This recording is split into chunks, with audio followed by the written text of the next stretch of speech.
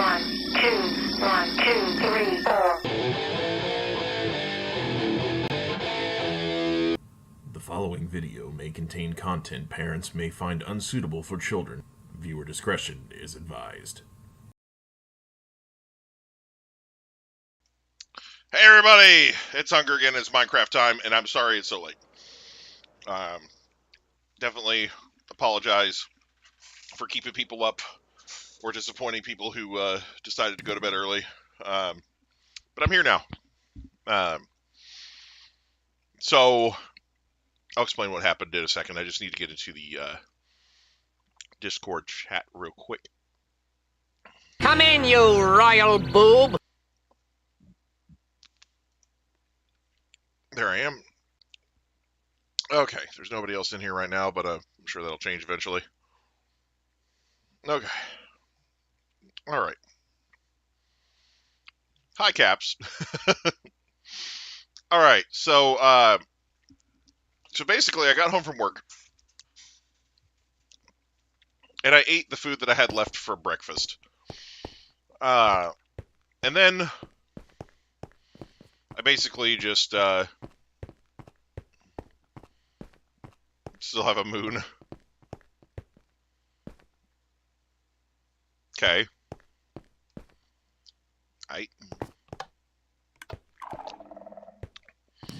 Anyway.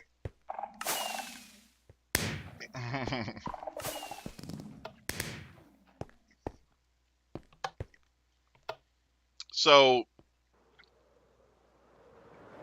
after that,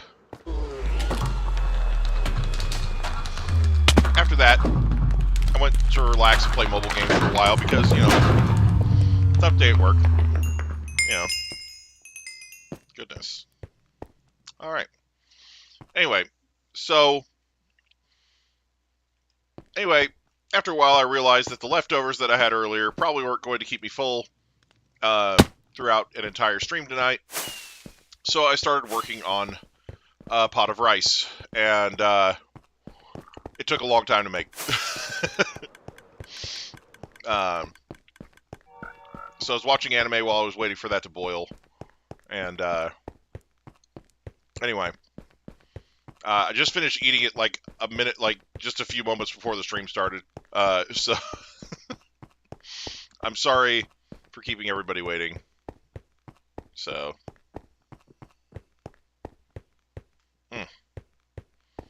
That big head mode. And Caps is out here rocking the Steve. That's a nice Steve you got there. Anyway. Hey, Monica. Hey, hey, hey, Monica. No. Anyway. We're moving around doing Minecraft things. It's good stuff. Man, did Aquan leave like just before I got here? Because that would suck. Sorry, I didn't make it in time to stop him from going anywhere. Oh, it's the color-changing frog. Agatha, the chameleon frog. Alright, anyway.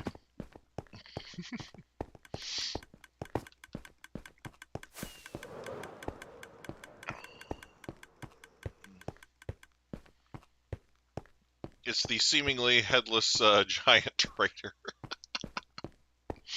I love that thing.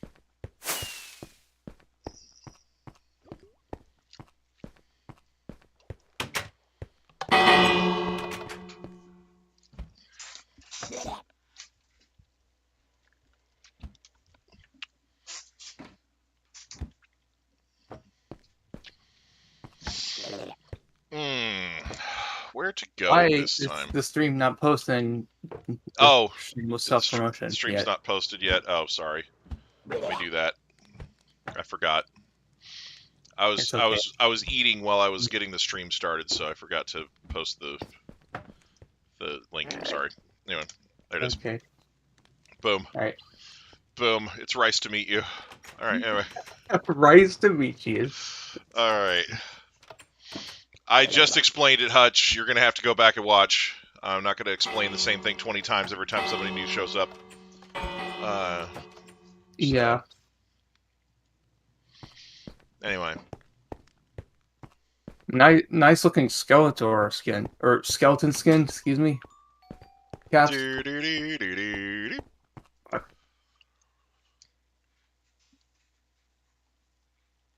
Ah.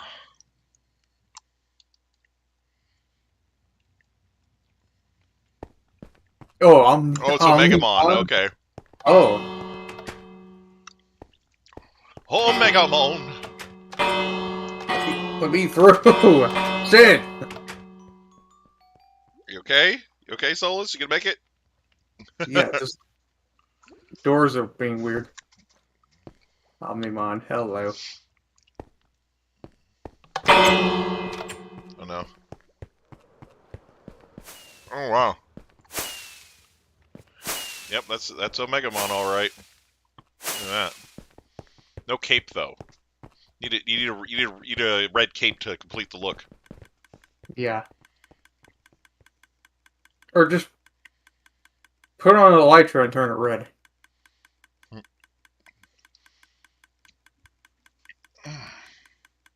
Why is this? What is that ticking? Why is that Hogman trying to block out? What's ticking? It was like a ticking sound.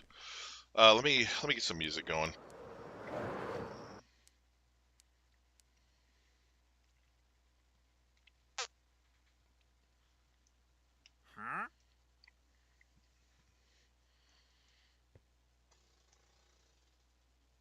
Jeez. There's music. Okay.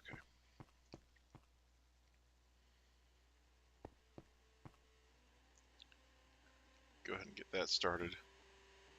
Change their team to green. Oh. Look at that.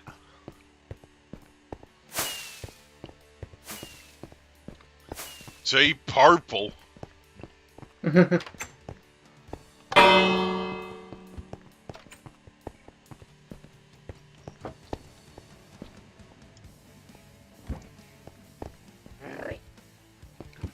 You know what? Yes, but it will. This NPC looks a little bit like Duke Nukem from Captain Planet. Like, Kind of does, actually.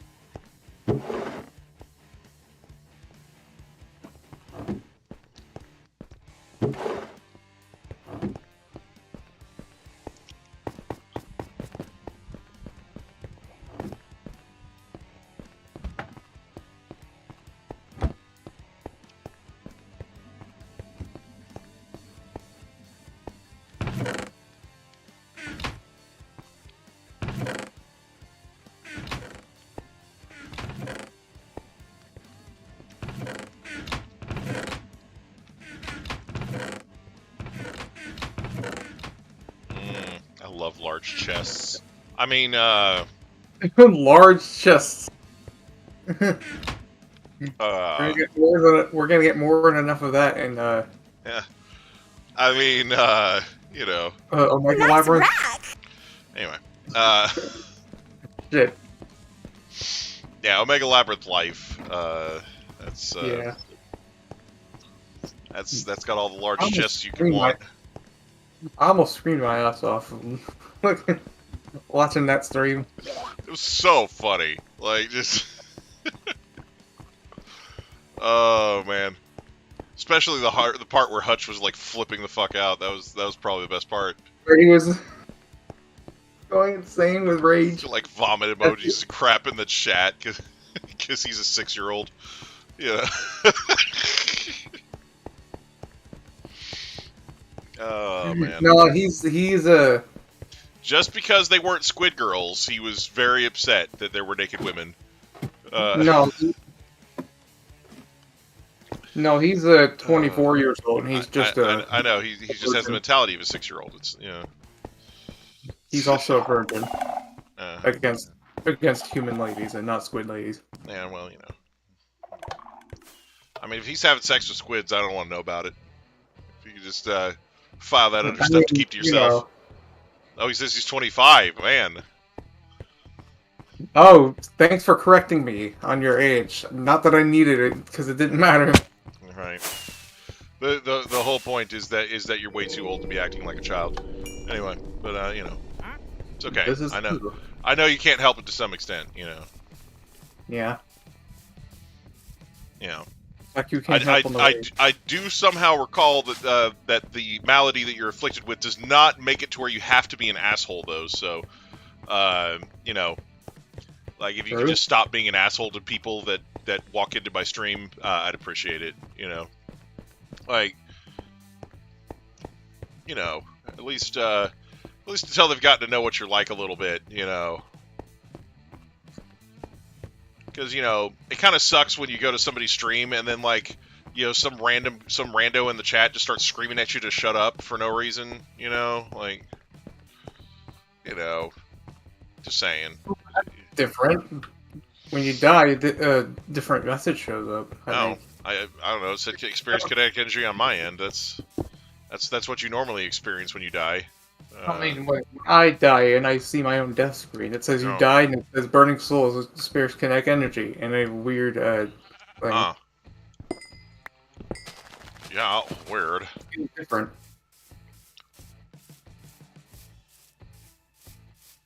It's like a different death scream. Nice. Let's see. What does this have in it?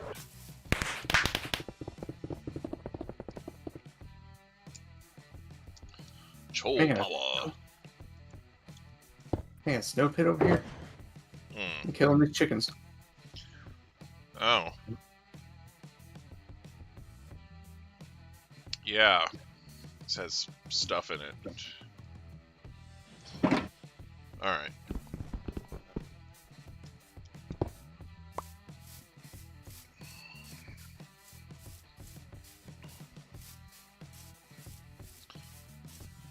Look! A llama? He's supposed to be dead! Oh.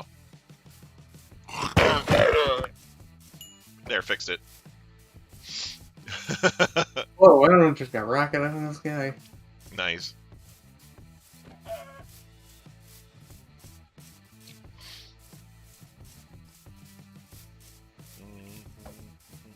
No! No! Fucking cows. Recook meat for me.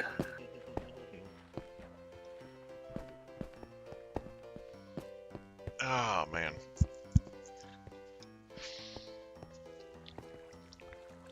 I need to grab some more bricks and keep building this.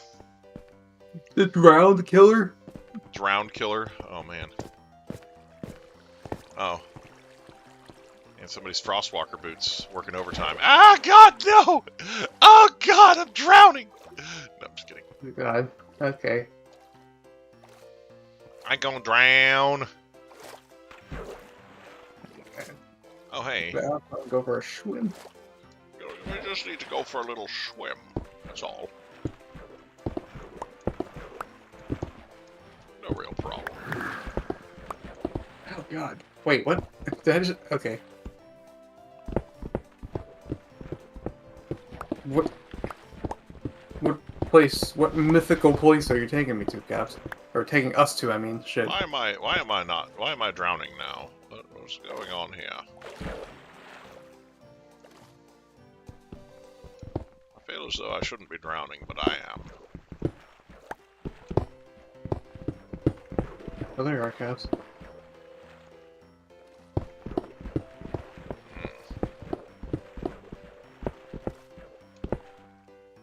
Is this tree over here? What is this?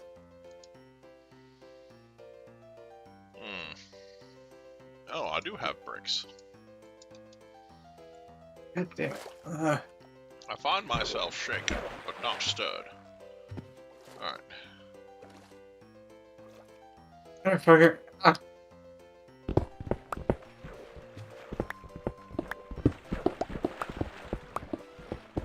It's too dark here.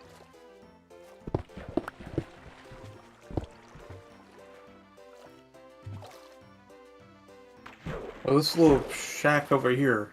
What is in here? Excuse me. Oh, it's a ring? Oh. Boxing ring? Oh, the Rock'em Sock'em Robots thing, yeah. Oh. I need to just check I'm that out. I'm gonna slap you with a piece of pork. Or a piece of beef, I guess. Oh, hey, stuff. I need one. I mean, I don't need, but I'm gonna take anyway.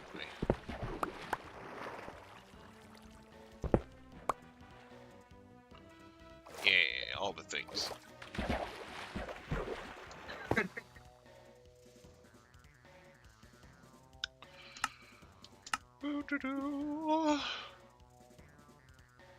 Damn. I lost. After all the hits I blew. What is this? Oh, Blue shroom. this is my house. Oh, this is your house. Okay, I was trying to teleport to you. I guess you died before I got to you. Yeah, I died because Cabs pummeled me to death. Don't chop that down, please.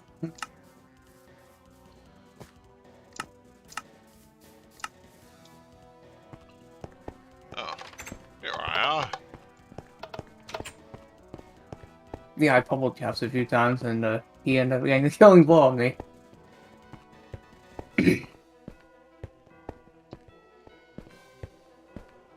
What do we have here? Looks like some sort of ring-like enclosure. Mm-hmm.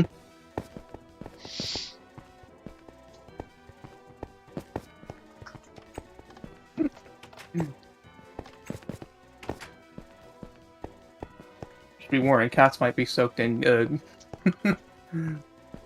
some beef juice because I hit him a few times with a piece of beef. Oh, okay.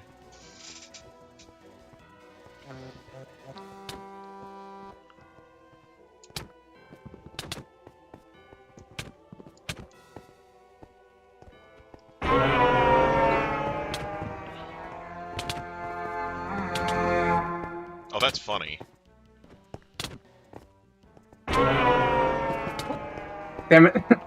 Yeah. So if I start playing the horn and then move, the sound stays where I started playing it. It doesn't move with me. Yeah. That's interesting. It's always been like that. Yeah, I didn't really realize that because I've always just kind of stood still when I was using the horn. Uh-huh. It's interesting. It is very weird. So it's just like it's just like a boxing ring then? Okay. Yeah, it is basically a boxing ring.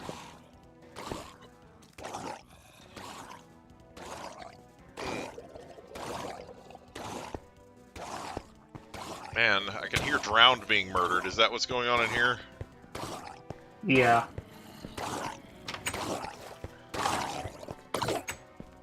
Let's see. Right in here. All the flesh. Oh, the rotten flesh. Also, where did this come from? Ooh, look at all their gear.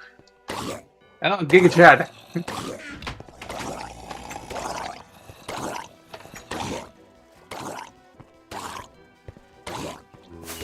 Oh, this is the thing that turns zombies into Drowned, and then this is the thing that kills the Drowned. Okay, cool. Yeah, That's really cool. pretty sick. Yeah, no,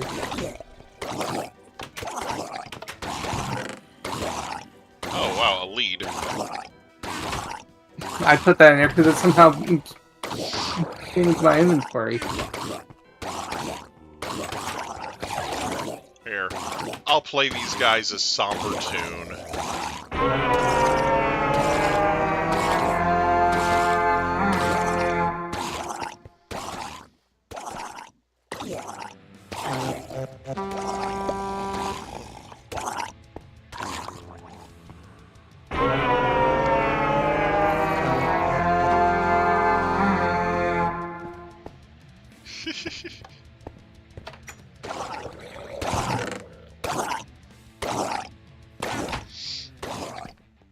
Ah, man.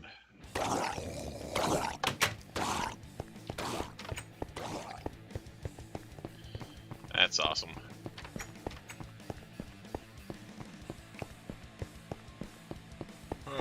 Let's see. What do we have here? Oh, those. Okay. Cool. It's getting burned up. Yep.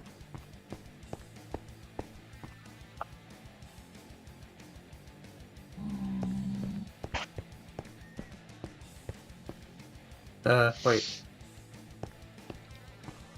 Whoops.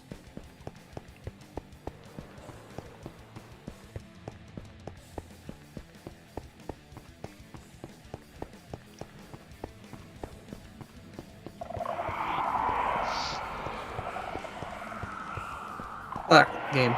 Okay. Yep. Blavos is terrifying. Alright, anyway. With weird curse noises. Yeah.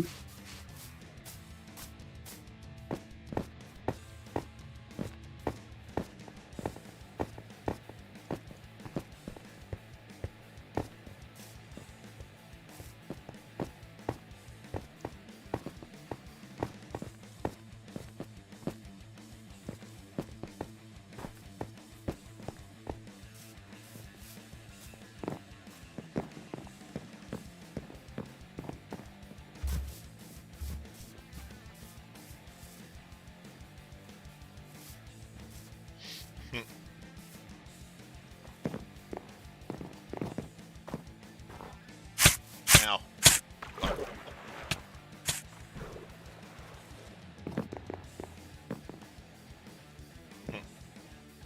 I remember this old cemetery used to be an actual cemetery with actual graves, but now half of it's just gone. Yeah, well, yeah.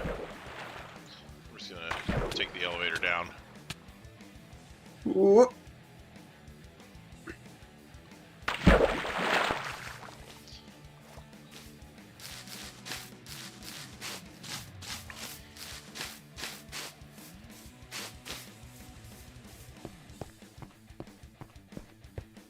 Jump, man.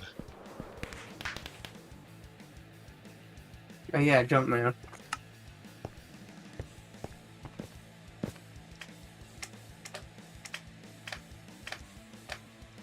Yeah, that's the thing. They said white men can't jump, so I made this one. Now I can't not jump. Oh, there.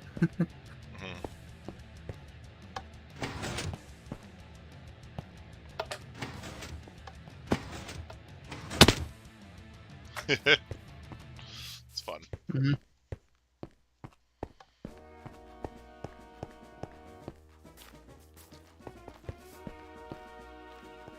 So you ain't going there.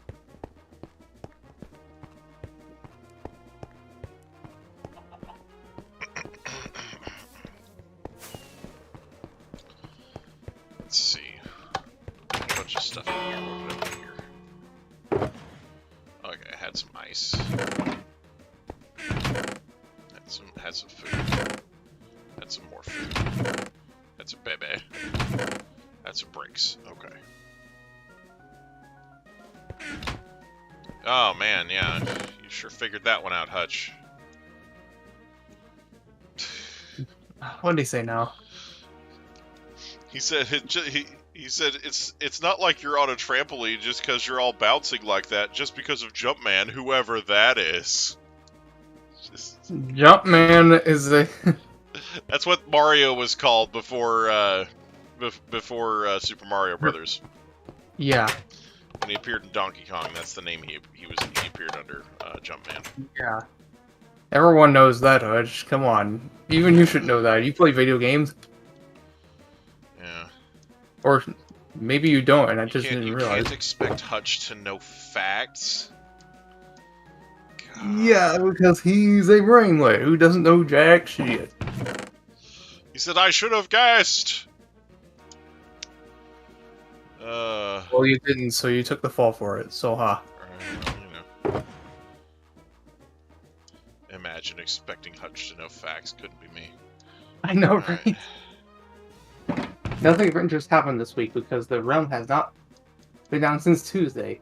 Satch, for all your up-to-date realm news, this is ZNN. Amazing. Truly breathtaking journalism, those CNN people. Right.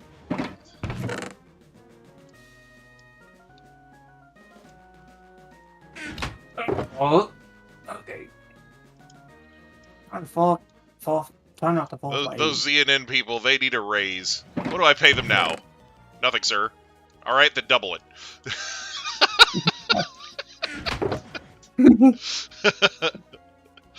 Wow. It's an old gag, but a good one.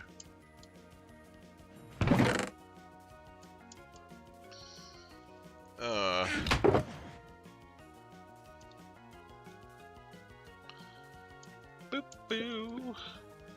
All right, perfect.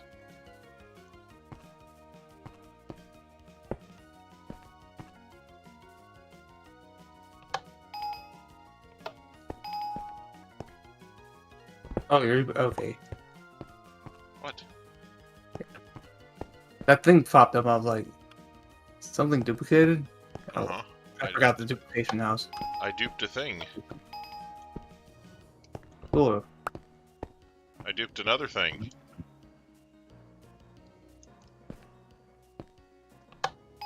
So many bricks. All you can brick.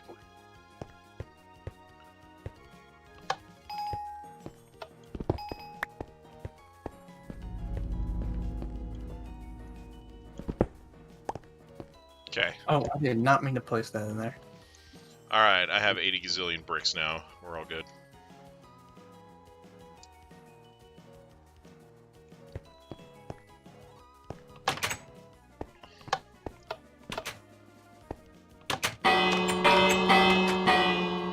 Ah, this is gonna be fun.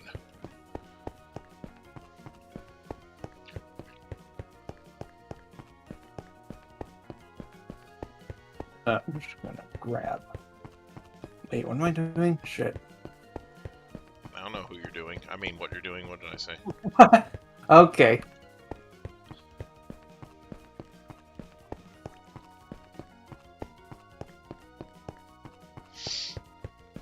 Oh, I don't have enough. Nike representative. This is your daily reminder to just do it. And he's right next to the kill yourself sign. Yes. Conjoined. Back, bros. Don't let her lie to you. I'm Becky and she's Louisa. I'm the good one. My name's Becky and this here's Louisa. She's the bad one. Oh, Conjoined. No. They're conjoined twins. Conjoined twins.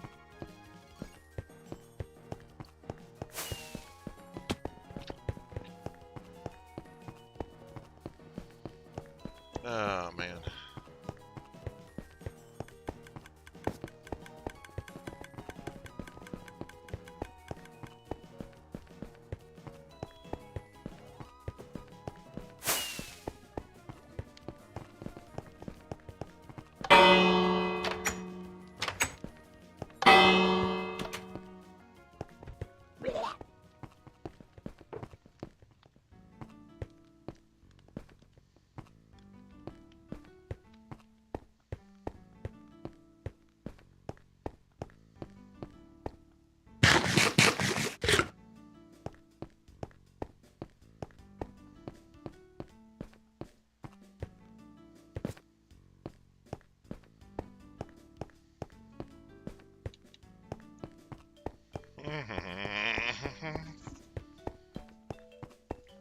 Yeah, that's the whole idea. They're supposed to look like conjoined twins, such that was the whole point. Yeah. What?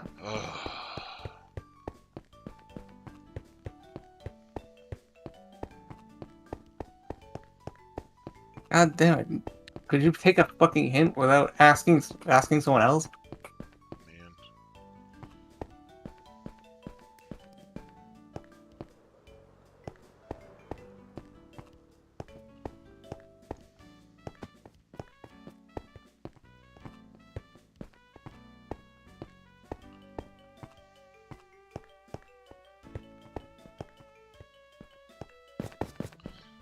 I see.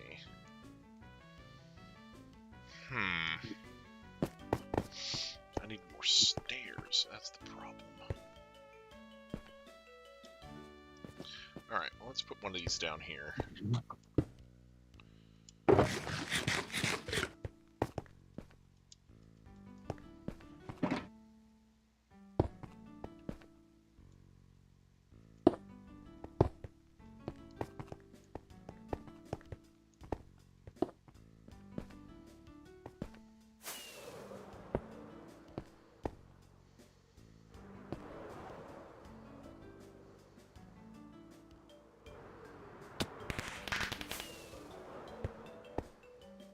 Actually, yes.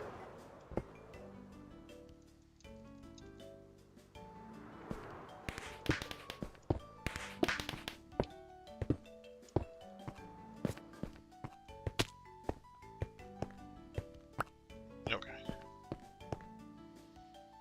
So, we got that going.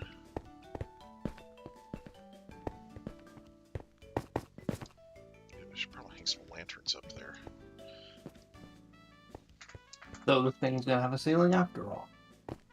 I mean, eventually. But I want it to be very tall.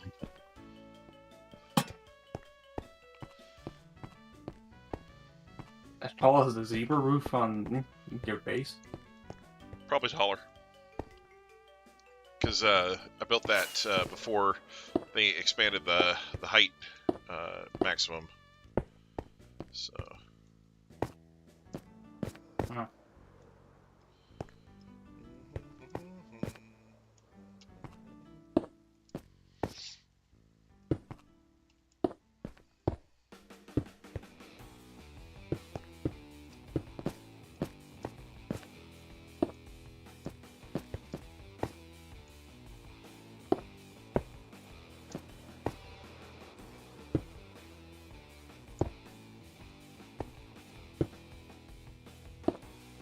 Well, hello there, flying skeleton then.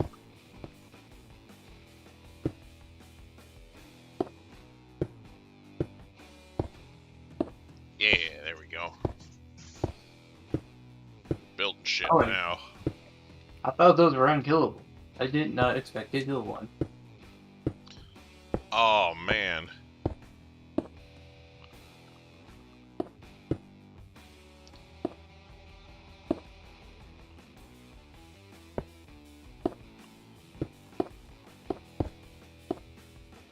I should build some special balcony seating for the racetrack up here. Oh, I ran out of frickin' bricks. Damn it. I just realized this would be like a killer spot to watch the racetrack from. Yeah.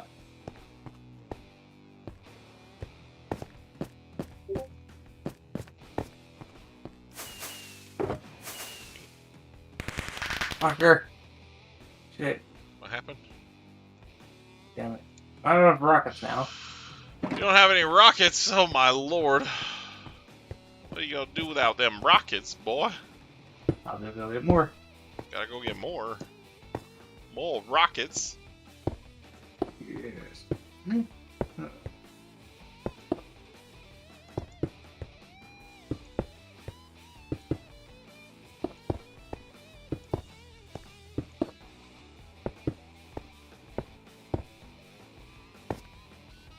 Hello, John. Hello, gun.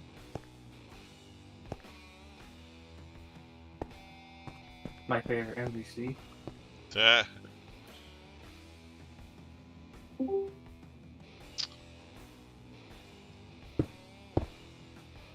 don't have a witty comment right now, so I'll just say, "Heyo!" Hey. Hi, yo. How's everybody? Doing alright. Oh. Alright. Your mom says you have another doctor's appointment on Tuesday? Oh. Are they going to examine your head again? Examine your head. Yes, please. So you can be less brain rotty than usual. Maybe they're going to pull the stick out. Anyway, Hopefully. Well, I was gonna say make a proctologist joke, but you beat me to it. Yeah, well, there you go. Anyway.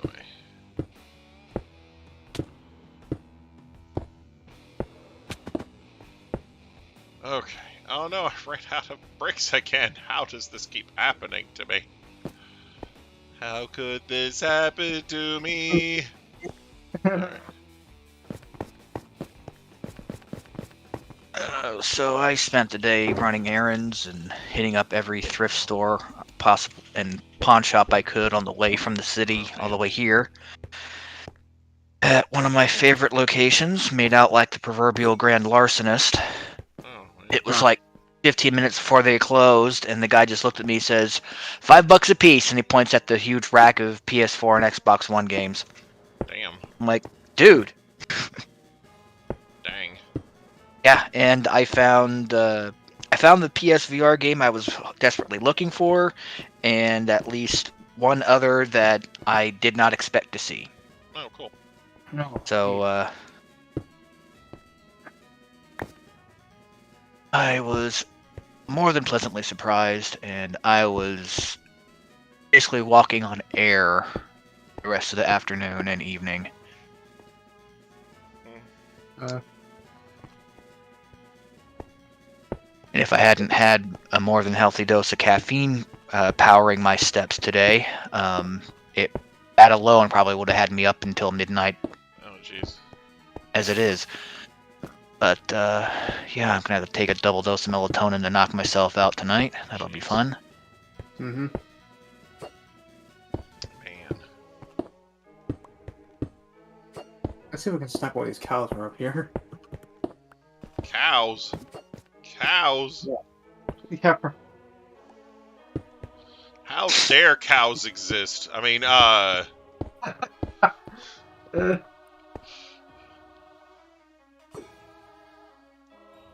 Cool, I killed a sheep. We How wouldn't have pizza if not dare for you cows. I'm kidding. Alright. Uh, Why are you walking backwards? everybody knows that cows are wonderful creatures. Because, And they're delicious. Because they're delicious, yes. Yeah. And they make delicious things, yes. There's Like pizza.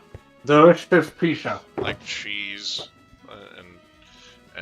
and meat and Stopping them other with things that go on pizza.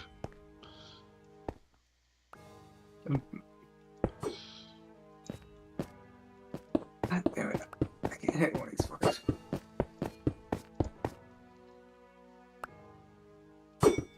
One of the games I picked up was Batman Arkham VR. Uh-huh. And for $5, it is the perfect price for it. Ah, Because the game lasts literally 1 hour. oh, snap. A lot of people were pissed when they found. Oops, sorry. A lot of people were extremely unhappy when it was released because of the complete dearth of things to do in it. Wow. That's something. Not sure what, but that's something. Yeah. It's like, that's something that could have been tacked on to that last Batman game that you actually made. Right.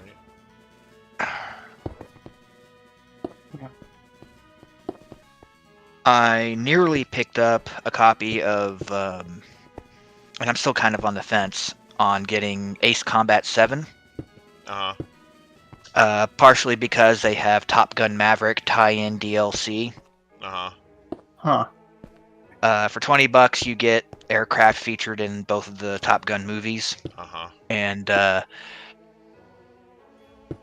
it features Japanese electronic music covers, not the originals, of a certain Howard Faltermeyer and Kenny Loggins songs. Uh-huh. So if you want to play Ace Combat flying the MiG or the F-14 Combat while going through the danger zone, you'll have to do so through your phone or Spotify or an MP3 player or something. Uh-huh. Interesting. What's the wild update on this game right now? Hutch. Why are you asking me questions that Google has the answer to? Like, like, Google isn't really your friend, but yeah, you can lean on its shoulders, at least in this one case. yeah, let's just, like, know, it's just an update that added a bunch of stuff to Minecraft. You know, like the Caves and Cliffs updates, except it added different shit.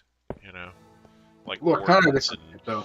and frogs and, you know, random shit Warden. like that. You know those assholes exist. Yeah, the wardens. Wardens being a pain in the dick. Each time you hit them, they become extremely pissed and run after you. Well, you know, it's just what they do. Regardless of being distracted by what Captain made. It's just what they do. Come on. They like to be assholes. Oh, that's why they call it a VR series. You know, who this guy? So Who's this guy? What guy? there's a VR game called a Star Wars VR series, Vader Immortal. What the fuck? Wait, did you Oh And- no, he summoned a warden. I'ma run. I'ma leave. It's gonna fly. Oh god, I can't see where I'm going. It's like I'm in the fucking end. Somebody yeet the damn warden.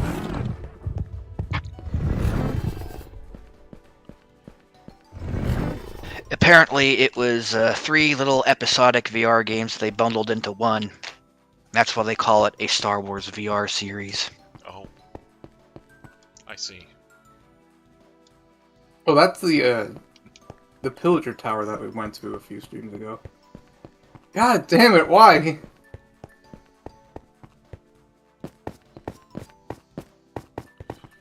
Whee!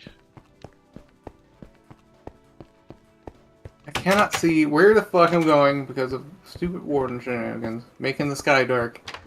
For no reason. Wardenanigans. Is there a way I can snipe him from up here? Just throw a yeet spell at him. I don't have yeet spells. Oh. You should have been prepared.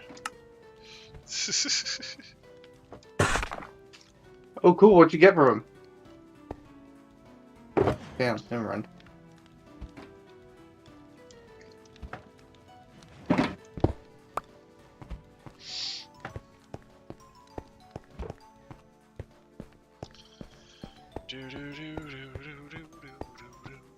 Be prepared. Alright, anyway. Boop. There we go.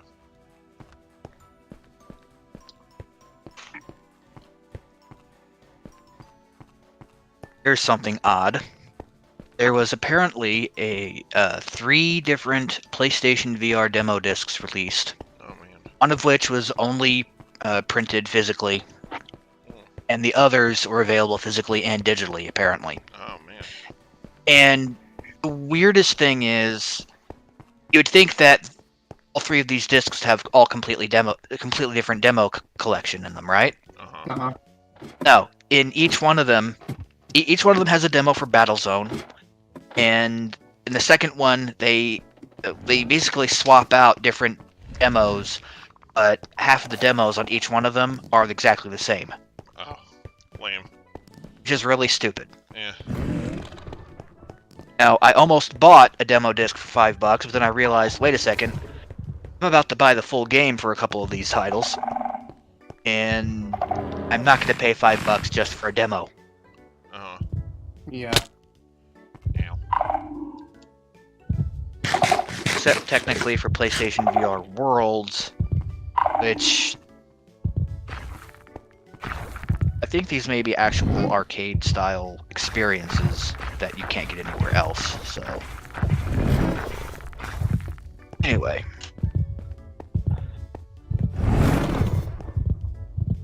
Definitely gonna write a full freaking review on this thing. I just saw a warden kill a chicken. Oh. There it is. I see it now. I'm gonna fucking snipe it here. I see the warden.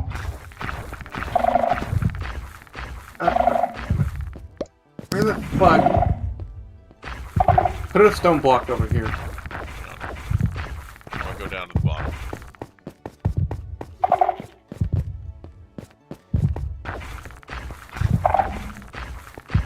make that into a boss fight in the arena, I swear. Oh, look at this. It's all dark and shit. Yeah, because we're near the border.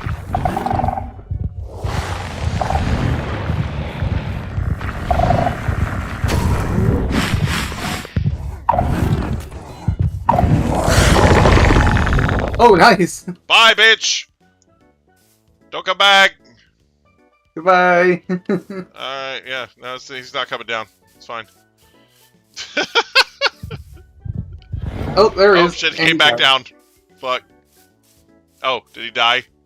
Yes, Did he he die on died. impact? Yeah, good for that. You were hearing the warden, and I killed him because he's a dick. Why is it so large? Why is there more? Stop spawning wardens. Bye, bitch. Where are we going, and why are we in this handbasket? Wait for it. Oh, fuck, he landed. Look out, Solus, look out. I'm actually not watching the stream, so what do I do? He completely obliterated my shield.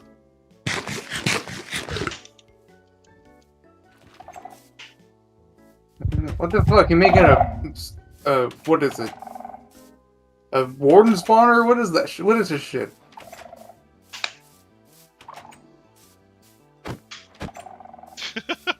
He eats and he He dies. eats and he dies. Yep. You sure showed his stupid asshole. That's what I do.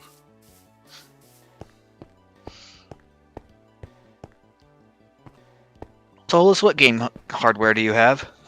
What game hardware? Yeah. Your consoles? What consoles? I have a Switch and a Wii U, and that's it. Oh, bummer. Yeah. On one of my recent thriftathons, I found a copy of Redstone Fallout block. 4 on Xbox One, which still had its digital code, the freebie for Fallout 3 inside of it. And I'm trying to find a new home for it, because I already have physical copies of the Game of the Year edition of that one. But there's, of course, the possibility that it's already been redeemed. You know. Trying to Well, do I'm something gonna find nice. it. Yeah, I know. It ain't gonna find its home with me, that's for sure. Oh, that's a bummer. Yeah. Oh, PSA, the Wii U eShop is going to be shut down permanently after, like, the 23rd of next month. No! And it makes me sad. Yeah, I'm going to have to get an eShop card or two and get Xenoblade Chronicles X, because I have a funny feeling no one's ever going to port that one. As long as I Yeah. can still watch Crunchyroll on it. Yeah, those days are numbered. I know. Yeah. I know. Piss me off. My roommate Oh. did buy Kirby's Adventure on my Wii U, so that's a thing. Even though we can just play that on NES Online on the Switch, so Kirby's Adventure, yeah. NES Virtual Console. Yes. So, between the two remakes of that game, the 3D, 3DS version, and the Game Boy Advance super pretty animation version, which one of those do you prefer? I prefer Nightmare in Dreamland, the one for the GBA. Yeah. I kinda do too, but I'm stuck with the 3DS one. You've beaten that game so many times you've memorized it. At least somebody asked. The answer's no, but thank you for asking instead of just assuming. Appreciate that. What was the non-assumption? They said, "Are you playing with viewers?" Yes. I mean, well, no. No, that's Well, I thought you meant like no. good. Yeah, we're No, we're not just letting any old rando into the realm. Sorry, that's not random people. No. Yeah. Well-known friends. Yeah. Anyway, but I appreciate you asking because like a lot of people are just like, "What's the code?" You know, like they just automatically assume that I'm gonna let them right in. You know, like Area. Yeah. The code is 867-5309. What? Was it 876? 867. It's 867? Okay. Okay. It's Yeah. And that's not even a song I heard a whole lot growing up. And trust me, I've heard a whole lot of old songs a lot of times. Is it possible that pricing can actually expand the amount of enemies drastically? Dang. Yeah, that's true. I guess. I'm such an old soul that I was listening to what they called dad rock when I was a teenager, and so I guess it's technically grandpa rock now. I don't know. Yeah. When I was young, I listened to Fraggle Rock, so you know. It's just...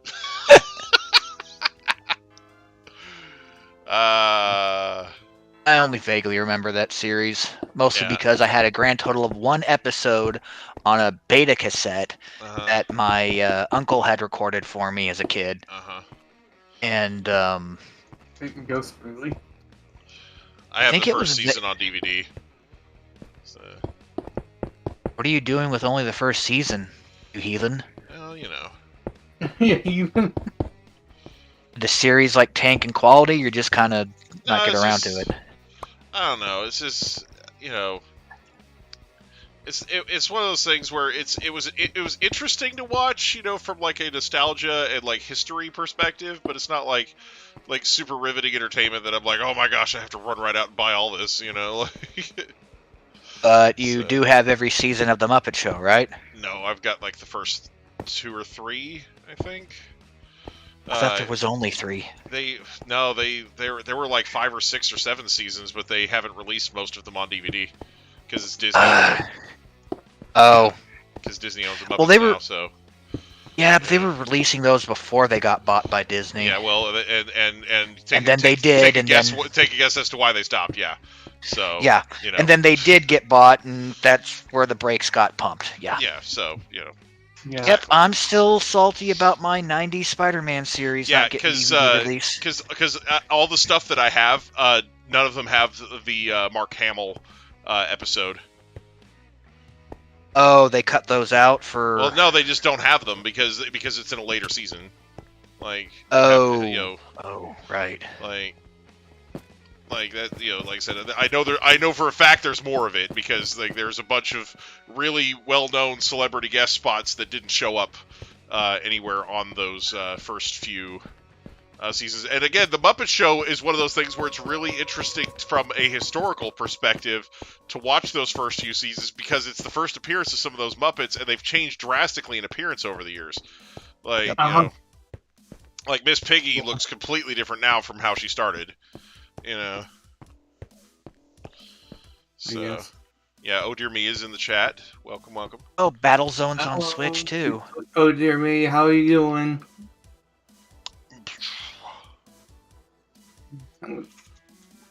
So yeah, you guys know that I've always been like a classic arcade game fiend. Oh, one man. One What if, game. What if I accidentally let in a viewer and they got full netherite and killed everybody? You see, you know, I wouldn't accidentally let somebody in, and even if I did, you know, PvP's off. So, you know, Yeah. like, yes, the Muppet. Okay, so, you're probably thinking of the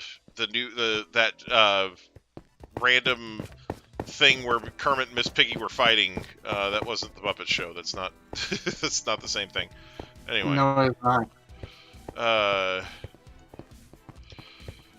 Oh yeah, the Yeah. 2015 reboot. Yeah, that 2015-2016 series where it was like, oh, That yeah. was a little. That was just a little bit too dark. it was awkward.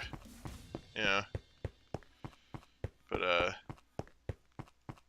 yeah, like They made a really bad, in poor taste, car bomb joke. oh man.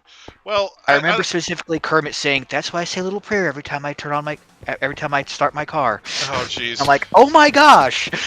Bro. Yeah. You know, I don't mind that so much. Like, like I said, it's something where they were on a talk show together to promote this thing, and they were arguing like an old like a freaking trailer trash married couple, and and the host afterwards said that that was like genuinely uncomfortable, like. Yeah. He's like, I know they're just puppets, but that was genuinely uncomfortable. Like, just sit and watch. And they're like, yeah, let's make a series out of that. Yeah. That. Yeah. I mean, It didn't seem right. it's on my to-do list to resubscribe to Disney Plus in December and binge watch what little they have that they've put in since I stopped, like in March. That series is probably towards the bottom of my list. Right, yeah, exactly. Like, the original Muppet Show was great. It had some awesome stuff in it. Yeah, that show was airing right around the time that I moved to the wonderful apartment I'm in right now, and I lost access to what little TV I cared to watch at the time. I'm actually really thankful for the DVDs that I do have of the Muppet Show, because like the first set. I think it's the first set of the first two sets. It has this at least one of the sets has a pop-up video type feature where it like gives you like facts, like behind the scenes stuff about like the making of the season and everything. Oh, that's neat. Yeah, and it's the best way to watch the show. Like, it's just amazing. Like, because it's giving you like all the details. Like, there's actually a scene in the first season. It's one of the first Swedish Chef sketches, and normally in all of the Muppet Show stuff, they use canned laughter. Like artificial laughs. Like pre-recorded laughs that on a track Right. that they put in there because they didn't actually have a live audience. During this Swedish chef sketch. There's a point where because Jim often during the Swedish Chef sketches would do things like off the cuff that weren't rehearsed, and so there's literally a part during that Swedish Chef sketch where you can hear one of the crew members just busting up laughing over the laugh track.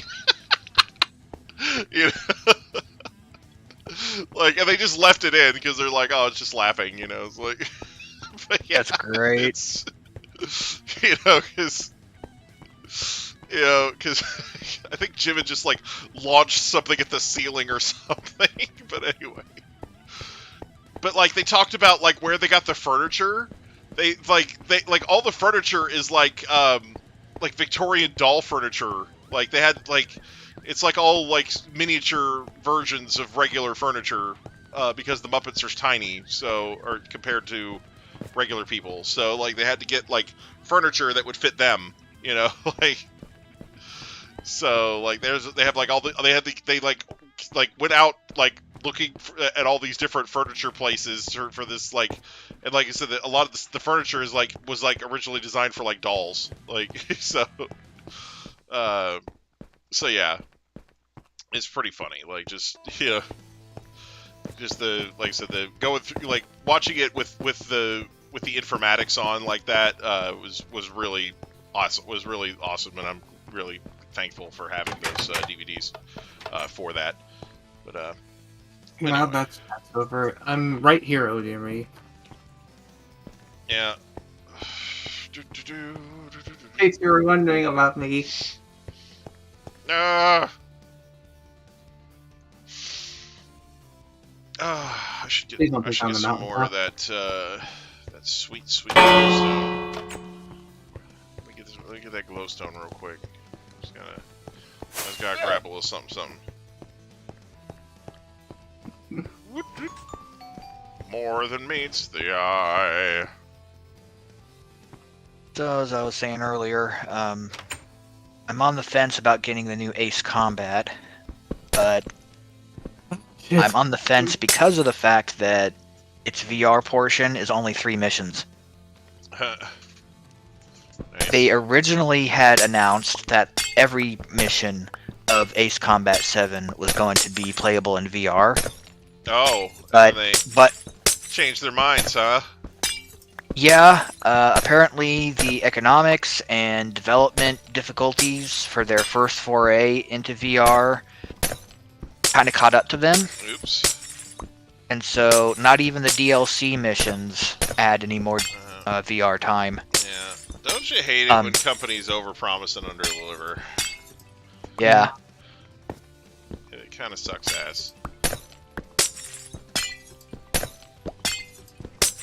I really wish more people would be held accountable for it, but they keep seeming to get away with it. You know? Who? Like companies who overpromise and underdeliver. Like companies, like there's all these companies that seem to do that, and none of them ever seems to suffer any real negative consequences for it. Yeah, my voice is so low is because I'm leaning back in my chair, so I'm far away from my mic. In case you were wondering. Oh man, hear that? He's got a boyfriend named Mike. No, I'm just kidding. No, I did not mean that. God fucking damn it. That's not what I meant. Okay. Here's a random Hutch thought in the comments. Like it just fell out of his head and onto the keyboard. Apparently, it says, "I wonder why some bees somehow dies after stinging people. Do their stingers pop off after attacking people, or is it just the bee movie?" So yeah, honeybees, their stingers actually do come out when they sting people. They have a barb at the end, and when they sting a person, that barb gets stuck in the skin, and the bee, as it struggles to free itself, ends up pulling the venom sac out of its butt along with the barb. So the venom sac and the barb stay embedded in the skin, and the act of being removed causes the muscles around the venom sac to start contracting, which forces the venom into the wound. But yeah, it's as to why that happens, it's just for bees, it's just the most efficient way of doing things. There are plenty of other species of bees and hornets that don't lose their stingers when they sting, and don't die as a result. But yeah, that's a thing. That's how the bees work, Hutch. Yeah, it's just in real life. Because for bees, the ones that go out there and sting people, they're expendable drones. They don't care about them. They're literally just there to throw their lives away. Yeah. What about wasps? Wasps don't lose their stingers when they sting people. A single wasp can sting multiple times in a single attack. So. Figures. They're stronger than bees, that's for sure. Yeah. Well, wasps and hornets. That's one of the reasons that typically they're more dangerous. Yeah. It's just. I mean, a yellow jacket, for example. Yeah. I don't know. Yeah, yellow jacket's a type of hornet. Yeah. But yeah. Yeah. I don't think you fully explained why. As a kid, I used to think yellow jackets were a type of bee, but apparently I was wrong. I don't think you fully explained why it is that some bees die and some don't. Because it's just a difference in species. Like some bees have evolved that as their venom delivery method, and other bees have just decided that it's more efficient to just keep their troops alive, because basically the idea of having the stinger detach is that even if the bee itself dies, that stinger is still attached to the victim and pumping venom into it. Right. So it's just a difference in evolutionary strategy. Why does the stinger why does losing the stinger kill the bee? It can't grow a new one, and like I said, it's basically like the bee is essentially ripping the stinger out of its body. Oh, yeah. Like it's because basically what happens, having a leg torn off. Yeah, the stinger the stinger gets stuck in the flesh of the victim, and the bee, Like how- while trying to free itself, ends up ripping the stinger out of its own ass. So it literally tears itself a new one, and it doesn't recover from that. Like, Okay. that's why it It's like dies. how- Like, It's yeah, kind of like how certain animals lose their tails and they don't grow back. yeah. Well, that a lot of animal like the thing with losing your tail and growing it back is a uniquely reptilian thing for the there's like certain certain reptiles fish grow and their tail reptiles that will regrow lost limbs, but for the most part, not a lot of animals really do that. It's a pretty small percentage that actually regrow reptiles. lost appendages. Reptiles are able to grow their tails back, and not other Yeah. like mammals. and Yeah, such. things like cephalopods, like squid and octopus, can regrow tentacles after losing them. Starfish can regrow pretty much their whole fucking body. It's That's kind of freaky. ridiculous. Yeah, like you could like Yeah, basically, starfish have regeneration. yeah, starfish regeneration is scary. It's like they Yeah, it have. is. There have been cases where they've like cut a starfish in half and gotten 2 starfish after both halves regenerated what was lost. Speaking of- So, you know. Speaking of starfish,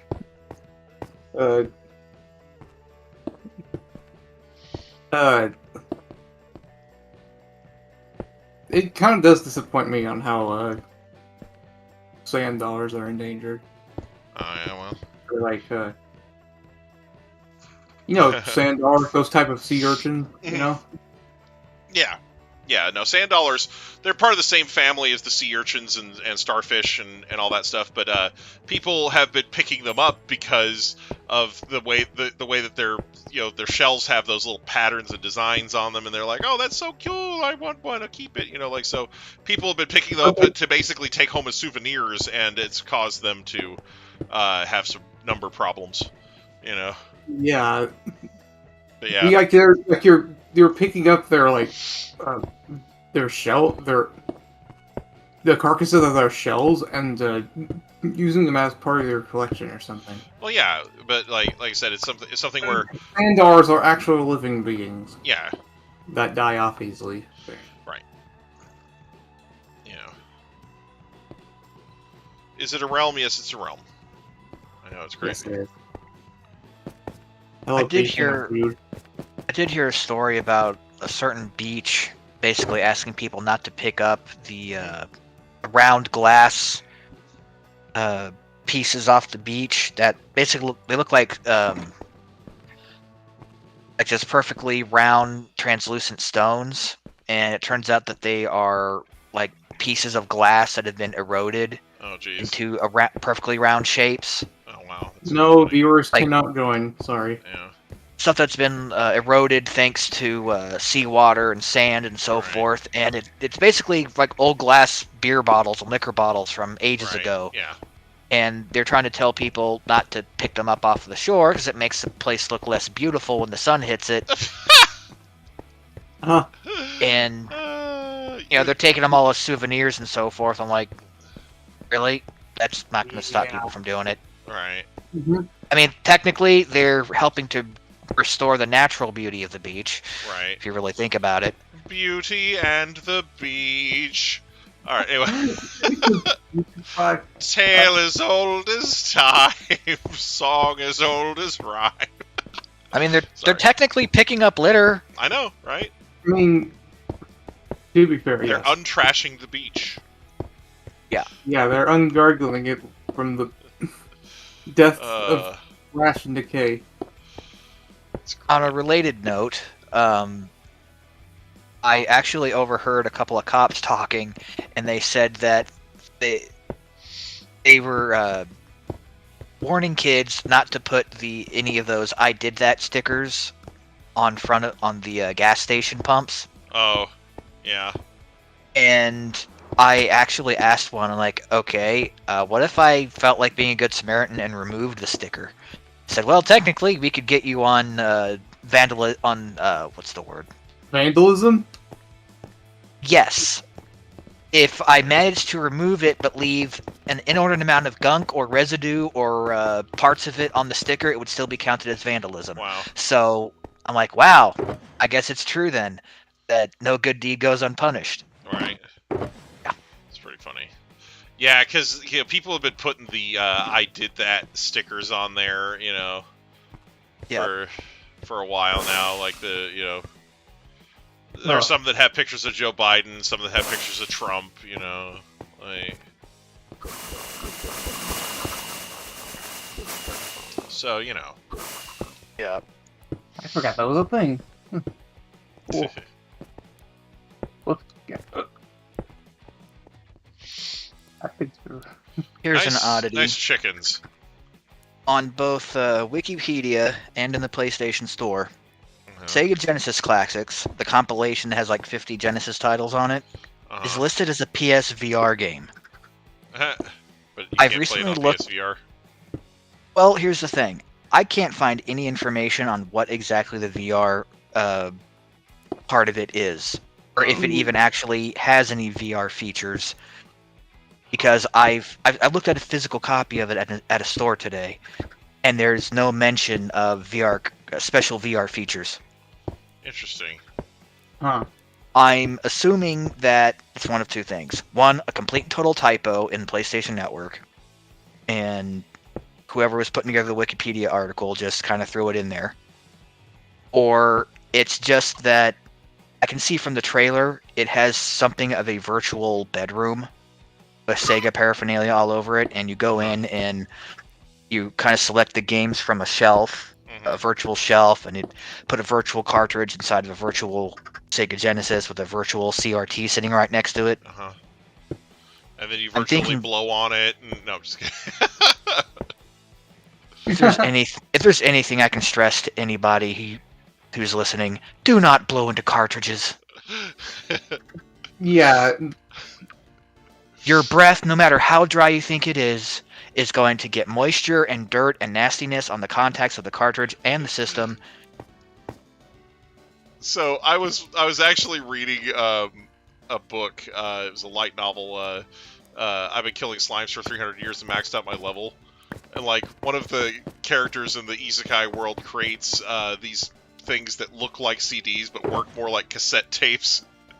And yeah, like you have to like rewind them. Like anyway, but so she's like, they're like using one, and the thing like it stops working, and so the person takes it out of the thing and then starts blowing on it. Like, oh shit. Yeah.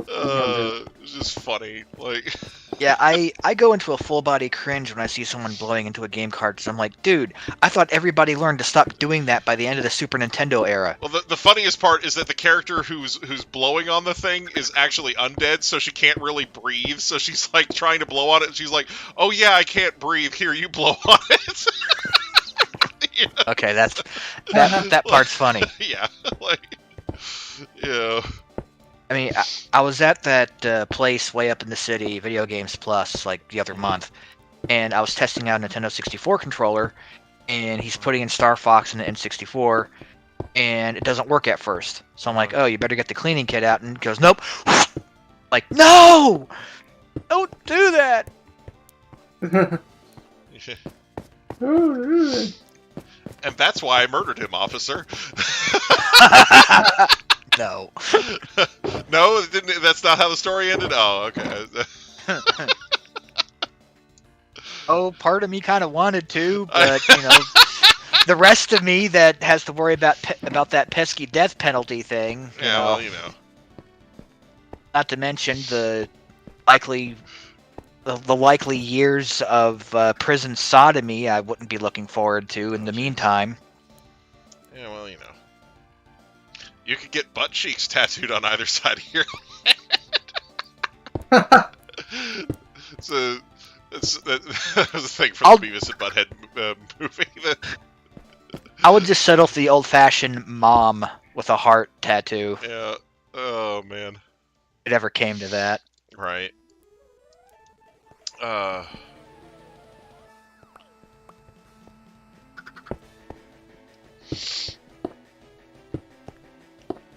That shit was funny, though. He's like, are you sure about this? You sure you don't want just, like, a pair of dice or something? He's like, dice? I'm gonna have this tattooed on my face for the rest of my life.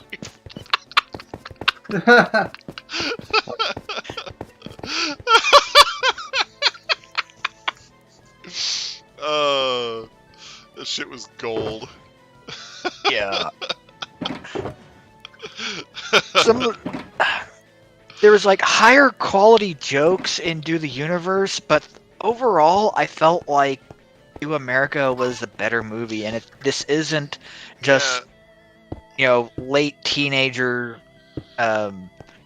nostalgia talking, because it was like they had the stakes. It was a total country, not what I was gonna say, globe trotting, but country trotting adventure for two morons who hardly ever left their town. Right. And this one, hard for me to get my words out today. They basically travel from the past to the future, or to the present time, and then they slowly make their way back home. Yeah. Well, and then when they get there, they find out that it's changed, but they like don't understand what's going on, like so. Right. Know. And that's really the core of Beavis and Butthead, is that the two of them never understand fully what's going on around them, and so I felt that part they nailed like spot on. Yeah. It's a real tragedy what happened with Shirley Beavis. Yeah, that's a story that I'll remember. Amazing. Yeah. Oh man. I shed a tear every time I hear about that poor woman's plight. Oh man. Yeah. Yeah. No. It's like basically there's a scene where this real estate agent is talking about what happened to Beavis's mother, and like. The two of them are playing with the garbage disposal, like, so anytime, like, she gets to something that sounds like it's gonna be juicy, they start playing with the garbage disposal again, and you can't hear what she's saying. I hated that part. Oh my god. It was such a cocky... It's so funny. I just saw the movie. I saw the movie yesterday, last night. Oh, great. I subscribed to Paramount Plus just to watch that movie, because... Right? Hey, same. Yeah, right. The original one was part of, like, my childhood. I will say something, it was a funny movie, but I still don't think it was better than the first one. Yeah, that's what Steve was just saying, yeah. Like, I just finished saying that because in the first one, it was like, the stakes are raised, you've got the two most lovable morons in America finally leaving their house, and they're touring the entire freaking country. But this one, they basically get transported into present day, and they slowly make their way back home. I know. And as far as doing the universe, it just revolves around their future selves. Yeah. Or an alternate universe version of themselves. Yeah. I still need to see that movie, though. Yeah. Well, the thing is, I feel like this was less of a movie that stands up proudly by itself, and more of like a vehicle for getting them into the present day so they could do more shit later. And that's precisely what it is. And you know what? For what it is, I think it was great. So. Oh yeah, it was pretty great. But as a pilot for a new series or a reboot, it's a whole lot better than that Clone Wars movie that they released theatrical. I'm glad I didn't see that. Well, I'm glad I didn't see it in the theaters. I would have felt ripped off. Yeah. Same. I think the only movie I went to the theater. I didn't go see that one. Good, fortunately. That was like when I saw I walked in the theaters to see Morbius. I was like, oh come on! But people made a bunch of memes about it, so it's not as bad anymore. It's still a bad movie, but it's like, I don't know. I felt the thing. Okay, let me remind you of something. You were the one who told me to go see that movie and say, "Oh, it was good." I mean, I thought it was good for what it was. It was definitely like, it was just kind of boring. I don't know. I think I overhyped it too much at the time, because like the Venom movies were much better. The Venom movies were better than that. That's for sure. I don't know. The thing about Morbius is kind of, I don't know. It was Morbius is Morbin time. That's what I need to know. Or that's all you need to know is what I mean. I know that that he embraces the memes though. I mean, he even did an interview with a VTuber. With a VTuber, yeah. I saw this video about it. I posted it, I think, in the general channel. It's pretty funny. But wait, so this VTuber got to interview Morbius? Yeah, she got to interview. Did they call the video "Interview with a Vampire"? Interview with a the actual video. I just seen a video sent to Discord. Yeah, Bruh, that was a pretty good one, Hunger. I'm just saying. Yes, it is. That is exactly what you call that video. Like, there's no other name for it. Here's my take on Morbius. Earlier that same day, I took a friend of mine with me to see Sonic the Hedgehog 2, and we paid matinee price. That's a good movie. That's a fantastic movie, bro. Yeah, I paid matinee price to see Sonic the Hedgehog 2 with my friend, and then I paid full price later that night to go see Morbius. Oh, God. And I should have done that the other way around. Yeah. Wait, what? Jesus Christ. Yeah. Morbius felt like they had 2 years with which to mess with this movie, and they messed with it in all the wrong ways. They took what was going to be unique and interesting and special about it. They did only the barest minimal stuff as far as his backstory and what made the character tick, and they just made it a stereotypical throwback to the early 2000s pre-MCU bad superhero movie schlock. And they didn't even have excellent writing, character development, or humor like the Venom movies did. Mm-hmm. Yeah, which is why I am not going to probably ever add that movie to my collection unless I find it either in a bargain bin somewhere or as a lost leader on Black Friday. Jeez. Yeah, if I found it in a bargain bin, I'd get it just to have the Sony MCU collection, but just for bargain bin because, again, they are setting up. If you saw the post-credits scene, Of course. they're setting up like the Venom MCU or whatever, and I've heard rumors that, and this kind of does make sense, that Amazing Spider-Man 3 will finally be a thing, and because if you realize he got sent there at the end of No Way Home because he was in the universe, so the Vulture didn't get sent back to his own universe. Rather, he got sent back to that one, so it could be possible that another character got sent to that universe as well. Well, hey, at least the food's better in this joint. Yeah, I know, right? The food's better. The food's better in this joint, you know what I'm saying? Jeez. But yeah, it was I think Morbius, it wasn't like a downright just awfully terrible movie, but they could have done better, especially with what they did with the two Venom movies. They surely could have done better. They could have made I just more think it was funny. it was kind of boring. The plot was all over the place, and they had two big name actors in it, so they could get a bunch of people to buy it. People, a lot of like teenagers and young kids liked Jared Leto, and then they got all the Doctor Who fans to watch it because of Matt Smith was in it. Oh man. Yeah. Where are you located, by the way? I was always more of a Tomorrow People and Douglas Adams fan. Yeah. The thing is, if you want Doctor Who fans to watch something, you put David Tennant in it, not Matt Smith. Yeah, Right? A lot of people really did like Matt Smith as the Doctor, but I think more people liked David Tennant. Yeah. I feel like he's just a recognizable actor, is more so what I mean. Yeah. Hey, Tennant was great as Scrooge McDuck. Yeah, you beat me to it. Yep. Oh boy, I'm gonna make a whole pool out of gold coins and jump into it like Scrooge McDuck. Ah, no, I'll just solid gold. One of my favorite memories and photos is when I was like 10 years old, going to Disney World and taking a photo inside of the big not cardboard, but it was like heavy plastic or something, maybe wood.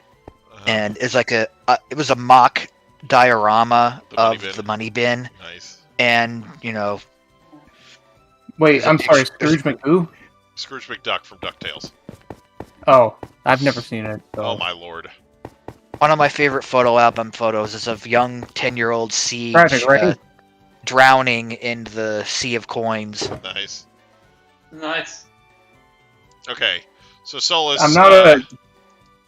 I'm not a Disney connoisseur. Okay, I don't watch. No. Just if you're going to watch anything DuckTales, just watch the reboot. You don't have to watch the original. The reboot's fine without it. Just watch that. Okay. Agreed. So, like, Heck, Hunger, you haven't even seen the rest of it, have you? I've seen clips, but yeah, no, I haven't seen the whole third season. So anyway, so yeah. Yeah, it's hard to say what exactly killed the season 3 and ended it there. If it was budget concerns, COVID, remote working. It was budget concerns.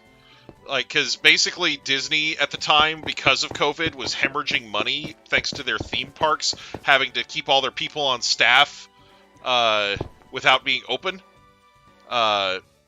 So, and of course they couldn't make anything at the theaters, which so like their income was just cramped in all kinds of ways, and they saw DuckTales as something. Hey, we're spending a whole bunch of money on this, and it's not returning the investment properly, so we're just going to end it, you know?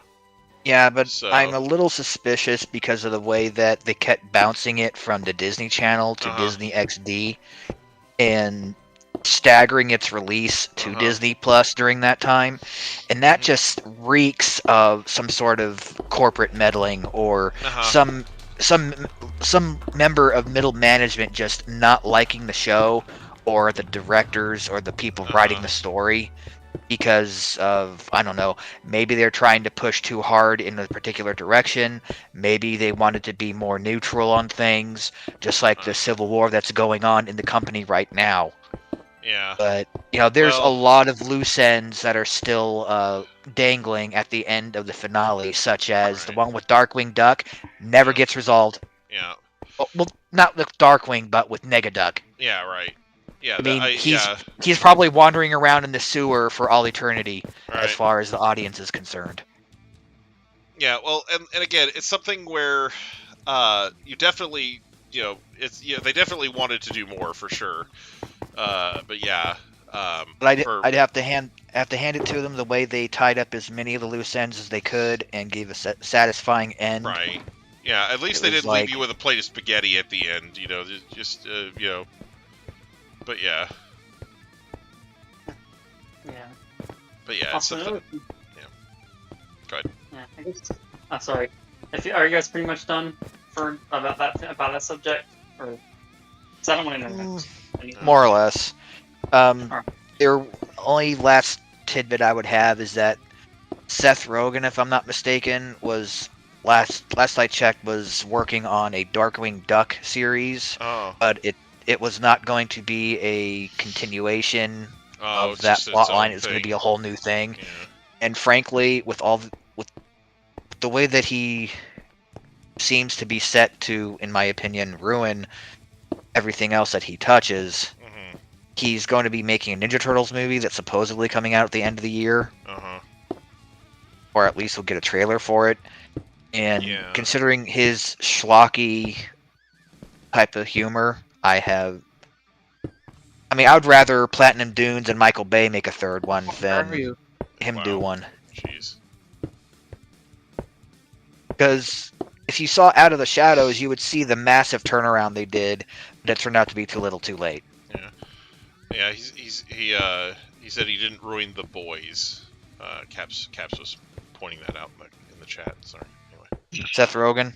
Yeah, I'm guessing. Oh, is that the Amazon superhero show? Yeah, I don't know. I don't know what that is. I really, what? I'm running around. Where? I mean, I'll try to give it a fair shot, just like I did with the Platinum Dunes Turtles and the Transformers and just about everything. But, my expectations are at sea Superhero in level. air quotes, he says. Anyway.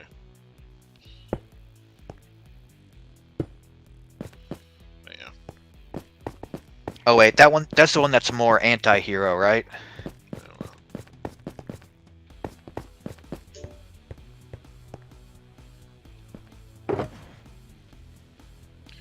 that feel when the superhero shows up and starts plowing your mom. Anyway. Yeah, that's Wait, what the fuck? It's I, Motherfucker Man! Motherfucker, man. yeah, that's the Beavis and Butthead movie.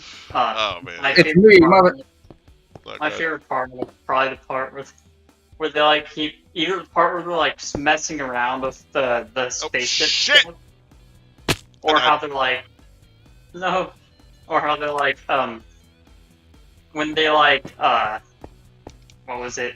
When they blind themselves with the telescope? That was pretty funny. But trying to when they were driving the car and they didn't even know how to drive it. Oh, you're right, yeah. At the end of the movie, they're like driving it backwards, and Yeah. the deep state just thinks they're a bunch of like. They think they're Russian like, assassins or something. Like, An assassin? Yeah. yeah, that shit First was of all, funny. I was surprised they'd even mention the deep state in that movie. Like, then again, Mike Judge's humor is great, so. It is. But yeah. Yeah. Like that part where they're at the college and they're like, they say slut. And on top of the arena. She's like, no, they're using it in a sex positive way. Right? Yeah. White privilege or something like that. Pretty much all gender studies at a college in a nutshell. Right. It's just funny. Yeah, that movie's hilarious. One thing I didn't like about it though, I guess, was the way it was animated. Felt very, very digital. Like, Oh yeah. Yeah. We were halfway through it, and I said, my This only looks too complaint here is it clean. looks too clean. Yeah. it looks too clean for Beavis and Butthead, or even for Yeah. any animated show. Like, if you're gonna have 2D animation, it shouldn't look that computer generated. Here's the thing, though. Like, if it Well, was, it if it looked was a like it Daria was actually- movie, it would have been fine. But like, No. Beavis and Butthead- Daria would have looked even cleaner and straight laced and with much thicker lines. Right. On top of I can at least say it still looks like it was drawn, not on paper, but on Computer. like an Artuous drawing tablet. Right. So it at least looked like it was still drawn by hands, and not CG animated like the upcoming Dragon Ball superhero movie. Yeah, it's not. It's If that's going to be the future of Dragon Ball Super, I may not even watch it. I wouldn't be Because at this surprised. point, Dragon Ball At Super that is- point, it's just machinima. Yeah. Well, the thing is, a lot of studios have started using CG as a tool to save time and money. I have not because- seen it before. I don't know if the animations are good or not. Okay. I don't know. Might But be basically, it's just because with CG, you just have to make the model once, and then you can move it around and pose it however you want. So for a lot of these cash-strapped studios, it sounds like a good idea at the time. But the problem is, a lot of these cash-strapped studios that are the ones that are so eager to jump into the CG are really bad at it. So. I haven't seen Dragon Ball Superhero. From what I have seen of the trailers and everything, the animation at least looks pretty nice for CG.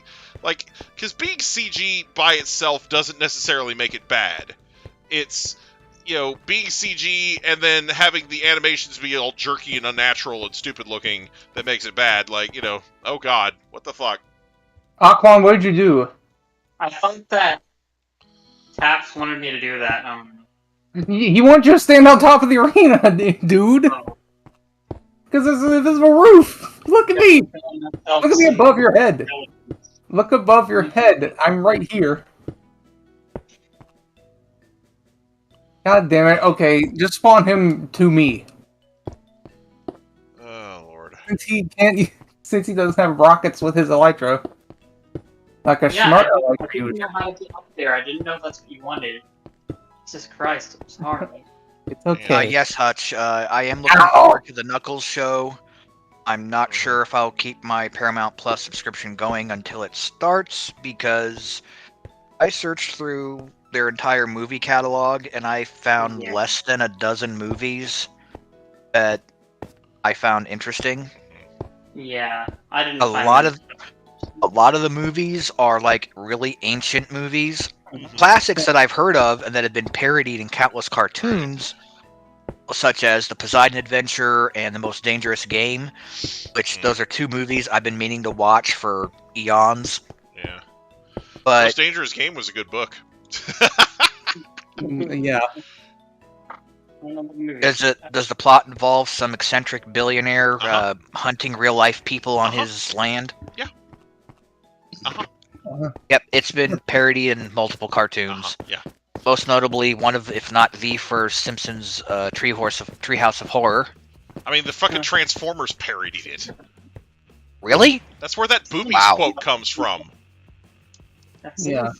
Like this fucking big One- game one hunter where he is trying says- to hunt the Transformers, and you know the Decepticons are trying to he's trying to hunt Optimus Prime, and the Decepticons keep getting in the way because they're trying to kill Optimus Prime while he's trying to kill Optimus Prime, and you know, and the guy Is sets that a where you got trap. the quote?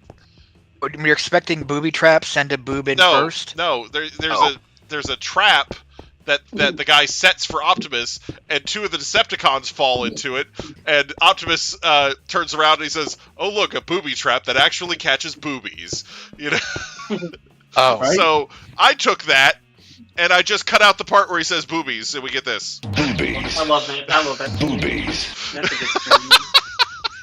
Yes. I'm That's not the even best one. watching the stream. Yeah. I know what you're talking about. So yeah, Yeah, the fucking Transformers scene where Optimus goes boobies. yep. But, Someone you know, teleport you know, show me but- the yeah, full arena thing. it's I great. really appreciate it. Paramount Plus, just like every other streaming Hold on, service, where are you? seems to have. Been waiting for you on the Same. roof. It's like every one of these streaming services run on the same kind of software Uh-huh. because they've had this thing keeps popping up for me. One, I don't understand why they do this. They have stuff that's going to go away after a while on their. Carry on your their ass up platform, on top of the invisible roof. For example, they have the Mask of Zorro, the Uh-huh. 90s fantastic reimagining of the original Masked Vigilante. Whoa, whoa, whoa. And it's leaving at the end of the month. Right. I'm like, okay, if you don't actually own the rights for this movie, why in the heck do you have it on your system for streaming Right. for on a limited basis? Right. That there it doesn't make any bloody sense. Well, part of it is what Disney does with their Disney Vault, where they try to create this sense of urgency, like, oh, I need to watch this now, you know, by threatening to take it away after a while. You know, Right. like that's what Disney's whole strategy with the Disney Vault is. Oh, this this movie is going away at the end of the year, and you won't see it again until the next century because it's in the Disney Vault. You know. They've more or less stopped doing that. Yeah, they were They're- doing that really heavily before the new millennium, though.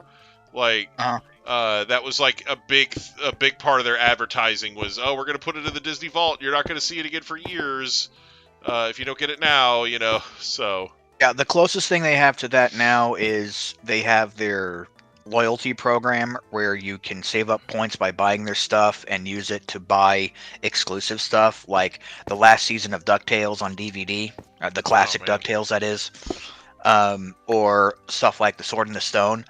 But it's become apparent that they're even dropping that because I happen to be going through, searching through Amazon for various stuff for Prime Day, and they have a limited physical standard release of Black Cauldron on Blu-ray, nice.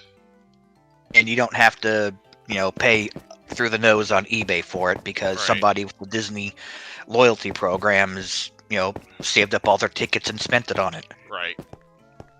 Yeah. Streaming gripe number 2. And I haven't actually seen this personally on Paramount Plus, but it's just something I want to gripe about anyways. Netflix invented binge watch culture, Uh-huh. and Disney Plus and these other places seem to be ignoring all that. So Yeah. instead of dumping all the episodes of their shows at once, they stagger them out one episode per week like in a regular TV show. Uh-huh. So that's Yeah. the main reason why I only subscribe for like 1 month at a time, maybe, Right. and I will binge like a whole slew of stuff that they've that they've posted in the past several months. Right. Well, I think I think the thought process is that they feel like if they're going to have a monthly subscription service, it behooves them to space things out like that rather than just dumping it all at once, because it gets people to in the mindset of, oh, I better keep my subscription up so I can keep watching this series, you know. So, oh yeah, and I see the rationale for well, it. and the thing is, Netflix is losing money hand over fist right now. So like their binge strategy obviously isn't the end all be all in the business world. You know. Oh, they're hemorrhaging money for other reasons. Yeah, but it's something where certain documentary that needs not be named. Well, is the primary culprit. There's a bunch of things going wrong with Netflix right now, but yeah, like and their mishandling of a certain beloved children's animation series. Well, and their supposed reboot. Their mishandling of a certain movie involving certain children doing a certain dance move. That was the documentary I was referring to. Yeah. I figured. Yeah. So you know, just there's a bunch of stuff that Netflix is not doing correctly at the moment. So yeah. You know. I think most streaming services are terrible. In fact, the only streaming service I like is I like their Funimation and Crunchyroll. That's only because they have anime. Right. And Funimation. Even then, anime streaming services are starting to do this thing where you have to, because there's Funimation, there's Crunchyroll, there's Verve, there's Funimation is going away. Yeah. Like as soon as they finish getting all their shit transferred to Crunchyroll, Funimation's leaving. Funimation's just gonna be disappearing. Okay. Yeah. That there's High Dive for anime as well. My Netflix drop. Oh yeah, that one that your family was in. Yeah. Oh, I didn't see that. Is Caps making a joke here? No, he's not making. His family was featured in a documentary that's going to be on Netflix. Yes. Anyway. My parents have a Should I say congratulations or my condolences? Right. That's the question. Yeah. Anyway. No, I'm honestly curious. Anyway. I'm curious too. I want to know what the name is. So, anyways, my final gripe with the streaming services, and I've had this happen with HBO Max, and then I had it happen with Paramount Plus just the other night. Mm-hmm. I was watching Sonic the Hedgehog 2 on my PlayStation VR headset for that virtual giant big screen in the face experience. And we come to the very end scene, the end credits scene, where Edgy the Hedgy makes his appearance. Yeah, we've all seen the movie. Edgy the Hedgy. Edgy the Hedgehog. I was so excited for that, by the way. Because it's the last few moments of the movie I'm watching, it cuts it off before he opens his eyes and it starts trying to play the first Sonic the Hedgehog movie, which is also on Paramount Plus. How funny. Yeah. Jeez. I've had that problem happen with HBO Max. I've now had it happen with Paramount Plus, and I think it happened when I was binge watching through the MCU back in January when I had the flu. Yeah. But I didn't care because I was just tearing through them to keep myself from losing my mind. Yeah. Well, and that's the thing is. So it's like they all use this same software to create their thing, and I couldn't click something to make it not autoplay to the next thing. Right. I wanted to see that last sequence, and it cut it off. Pick up the rockets. Okay. What I was going to say is your mileage will vary on with that particular type of feature on streaming services, depending on what sort of device you're actually trying to view it on. So some devices are much better about not doing that than others. So yeah. Yeah, and I will say that the app on the PS4 runs like as if it was programmed on a TI-83.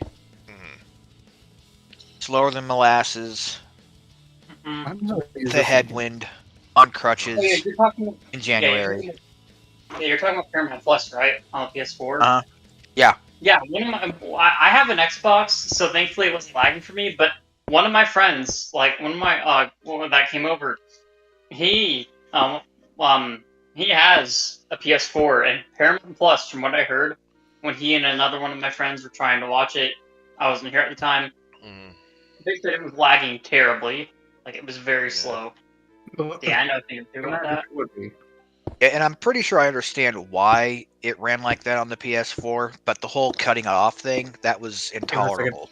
Yeah, no, it like Crunchyroll sometimes does that when I watch on the Wii U, but it never does that when I watch it on my parents' smart TV at their place. So, you know, like I said, it's largely a device problem rather than a entire platform or streaming service problem. Right. You know, so and part like of I said, it is yeah. part of it is that everything that uses the internet on a PlayStation platform has to go directly through PlayStation Network, which throttles your speed no matter what. Yeah. So again, I went from I forget what speed I was at, but I went from like pretty fast to unlimited here. Where did you fly to? It didn't increase my download speed for any games hardly at all. Huh.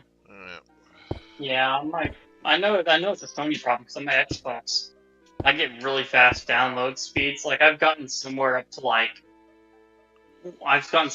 almost 200 megabits a second, which is insane for a console download speed. Okay, hang on. There's a random thought from the dumpster fire that is Hutch's mind being vomited onto the keyboard in the chat. What do you say? Says you're just thinking that Shadow the Hedgehog is on the end credits of the second movie, thinking that this Sonic the Hedgehog movie 3 is coming in the future someday, which I don't believe. Dude, they literally they confirmed that they're making a third movie before the second one even came out. I know, right? What kind of logic? Okay, who has to be trolling? No. Hey, Why hear don't me, you believe this hear me out here. you Titanic Maybe fucking it's not. I know that he's saying it to be stupid. That's all. That's all. Know. That's what I mean It's by amazing. trolling. He's You are probably 100% wrong. He's not trolling. That's his mind going insane again. Oh, I know my brother better than anyone. All right. I guess. Well, to give Hutch a grain of sand's worth of credit, Where did he fly to? Where's two players? Damn it! the only part that's in question is whether or not Jim Carrey will reappear as Dr. Eggman. I mean, Robotnik. they've already got a built-in villain in Shadow. They don't necessarily need Eggman to carry another movie, but you know. Yeah, well, I feel like Shadow's gonna be an anti-hero, and the real villain's gonna be Agent Stone, which is based on the whole. It's gonna be like in Sonic Adventure 2, where Shadow. I hope they don't. Actually, that's the thing I really hope they don't change. I hope they don't change Shadow's story because They most likely will not because they did mention Project Shadow, and being a fan of like the classic Sonic games in the adventure era.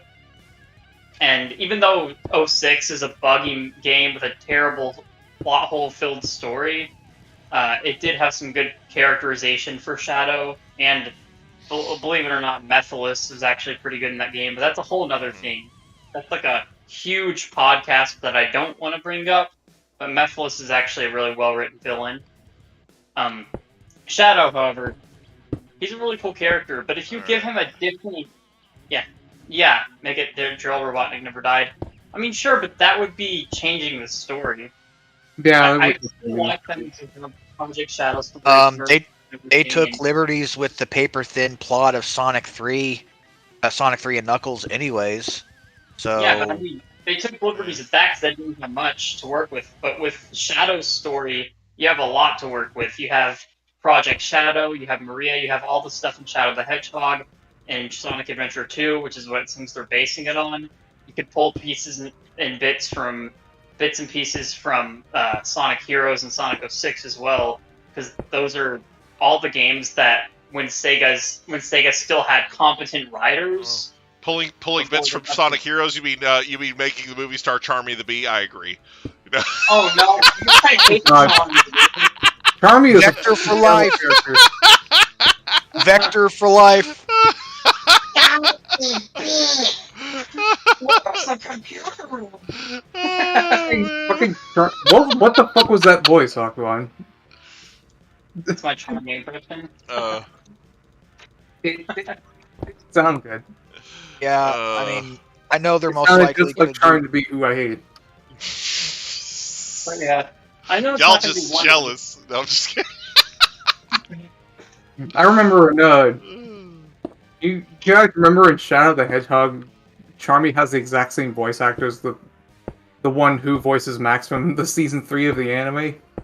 Oh yeah, he does, doesn't he? Yes, he does. Or I believe You can recognize it. Aquan is Doot Slayer. Yeah, that's Dude Slayer's Aquan. Yeah, Dude Slayer's Aquan. I'm Burning Souls 64, I believe. Yeah. No, 66, not 64. And I would be in the realm. Taint rash. I would be in the realm. I would be in the realm if I didn't have a 13-pound fur-covered water bottle in my lap. Souls of the Burning. Yeah, the dudes. One. Where did you go? You were on this road, just right. You have to come Professional band performances. The souls are burning because they have genital warts. I mean, No, they died in the war. That's what happened. oh, okay. Doot Slayer was seriously wounded. The soul still burns. Yes. Holy shit. Yeah.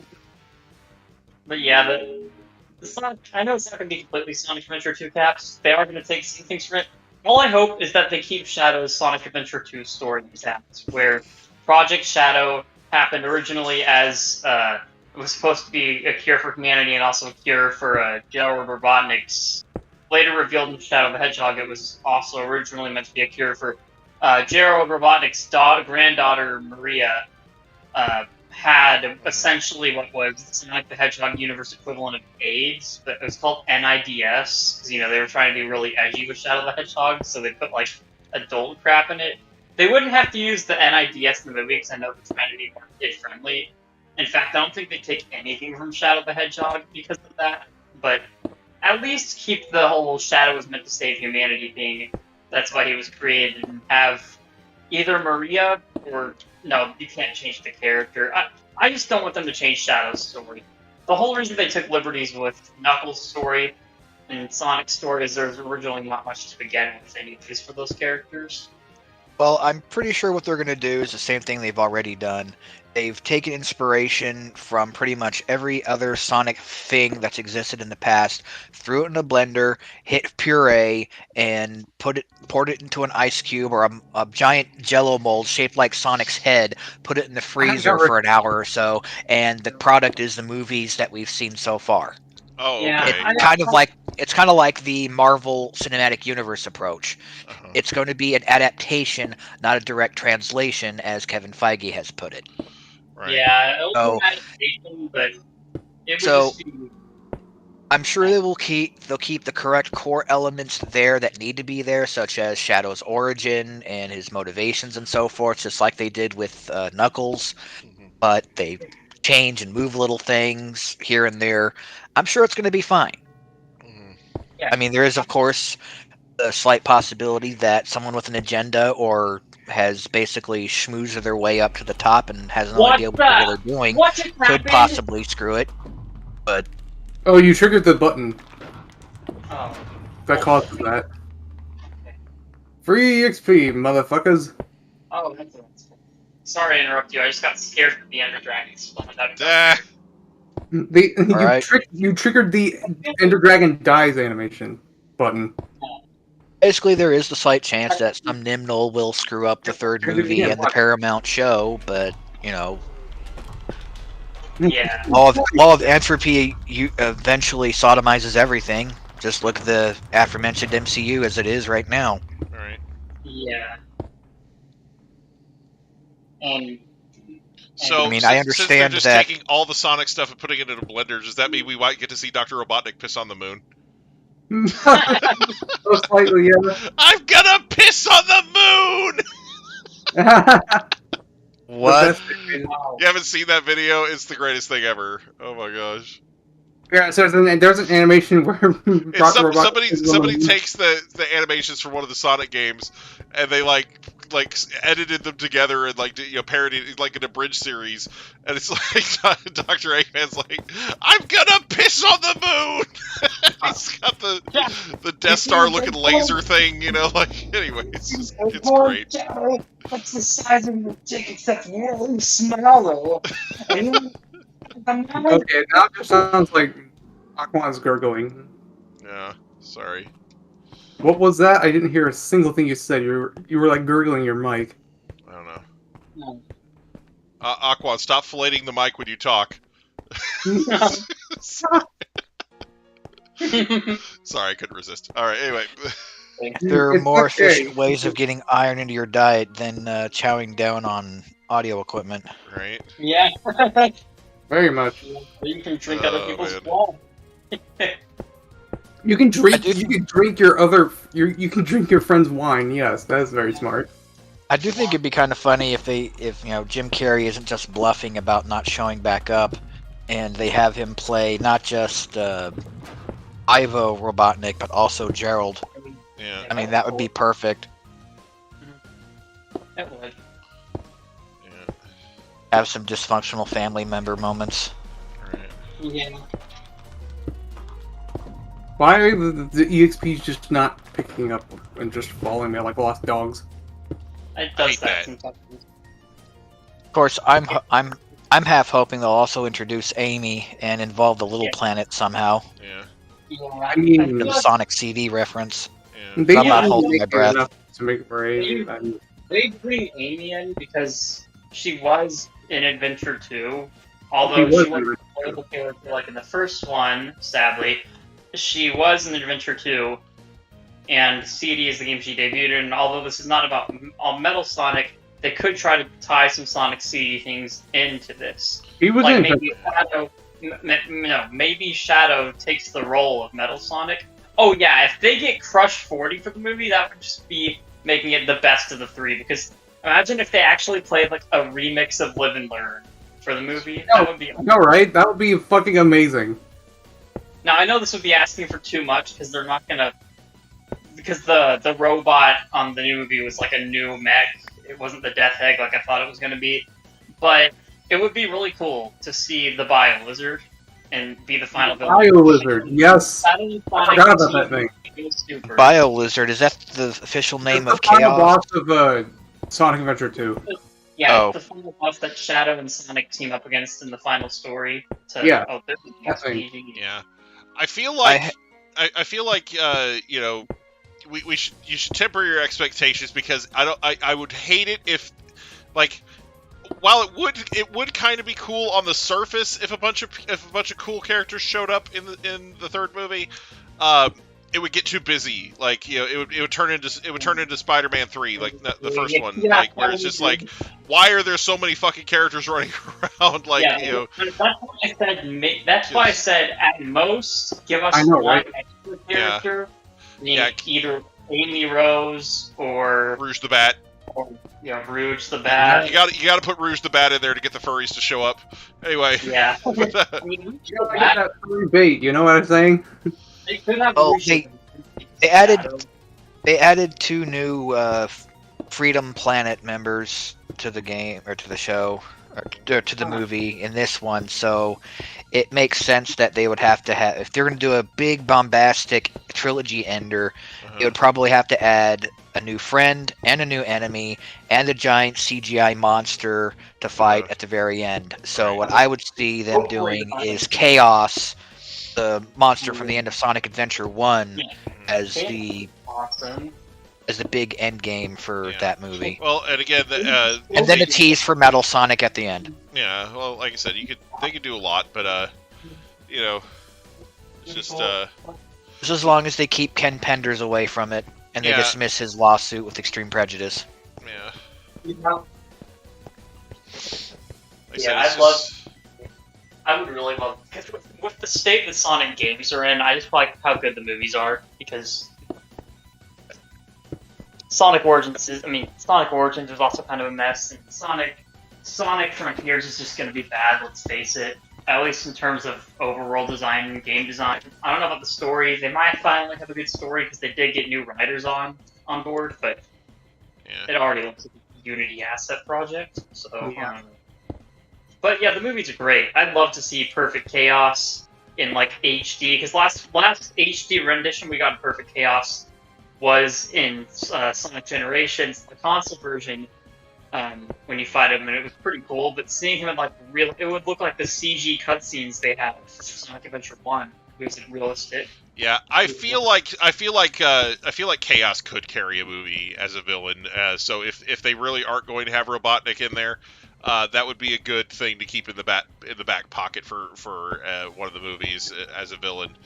Yeah, because for all we know, they didn't even tease Shadow as a villain. All they just said is Shadow's going to be in this thing. So we don't know he's going to be. Maybe he gets brainwashed into working for Gun, because in not Shadow the Hedgehog, in Sonic 06, he started working for Gun as an agent. So Yeah. he could be a Gun agent in this movie and sort of an anti-hero. And they send him after Sonic because they want to. They still want to catch or something like that. Yeah. For research. Yeah, there's plenty of directions that they could go with Shadow. Just having him there doesn't necessarily mean that he's going to be a villain.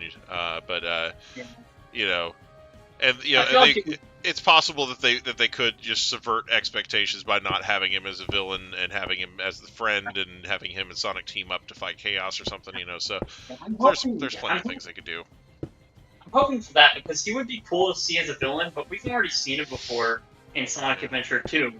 So seeing it in the movie form would be cool, but it would basically just be a direct adaptation, which these first two movies weren't even direct adaptations. They took bits and pieces, like, you know, Knuckles guarding the Master Emerald, but they added some new lore to it to change up, like, the rival between the owls and the echidnas. Yeah. Well, and again, they could always start off like they could do what every classic Versus movie since the beginning of time has done, just about, and just have the two characters start out fighting and then wind up friends at the end. You know, fighting against a bigger, greater threat. You know, so you know. That would also be cool. That's basically what Adventure 2 did. Following idea is probably going to be too unpredictable and not, I don't know, simple enough for audience. But I would love to see them do something like, instead of him being friends or even frenemies, that he be more of an aloof outsider that doesn't really get involved. That's what I was sort of like Proto Man from the Mega Man series. Yeah.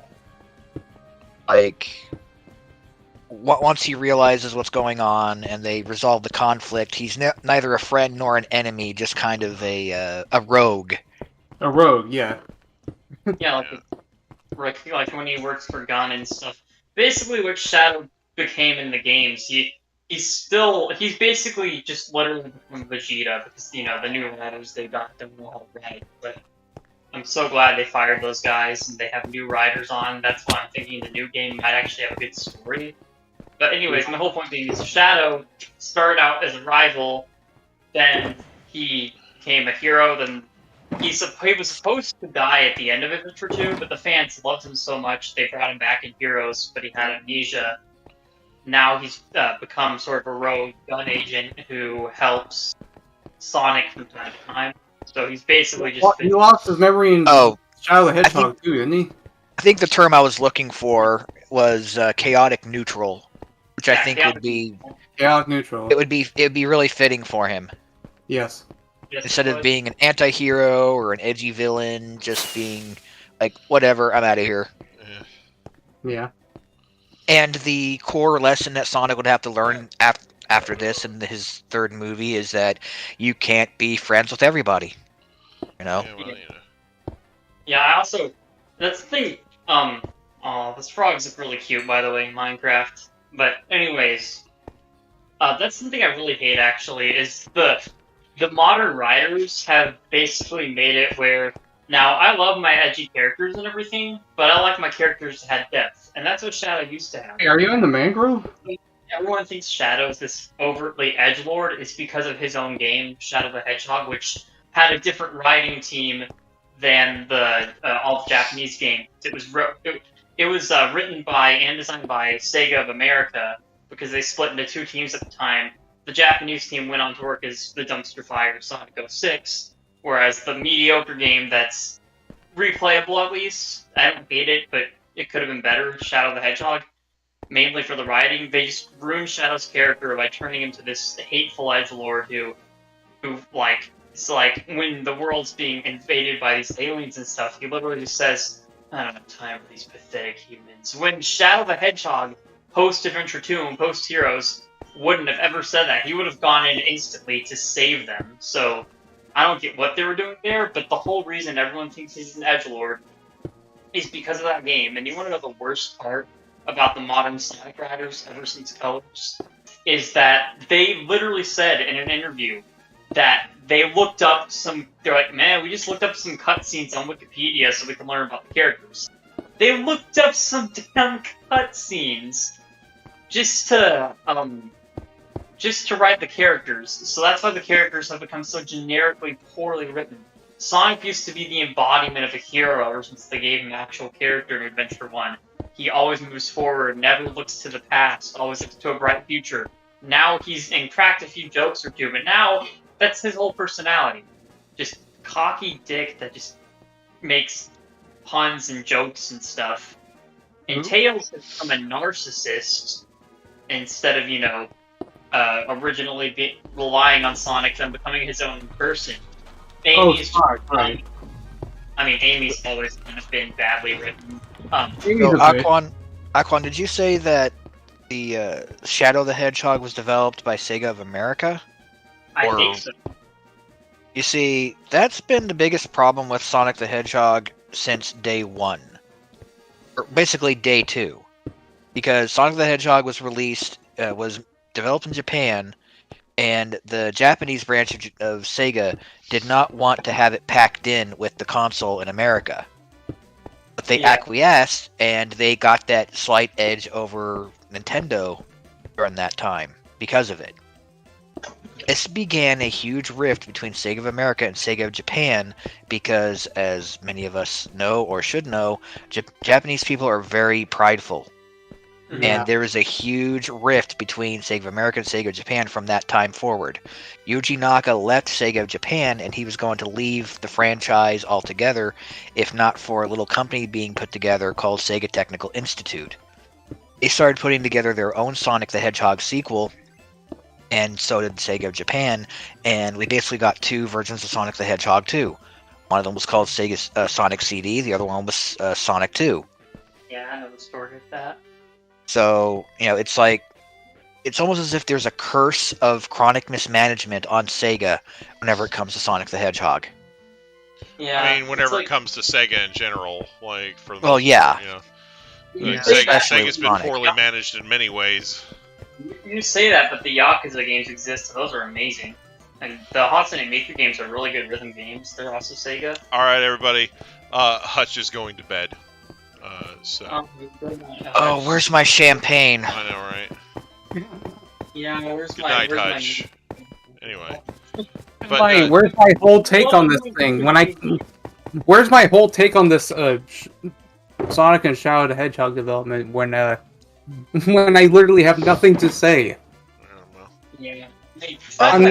I'm not smart enough to take in all this.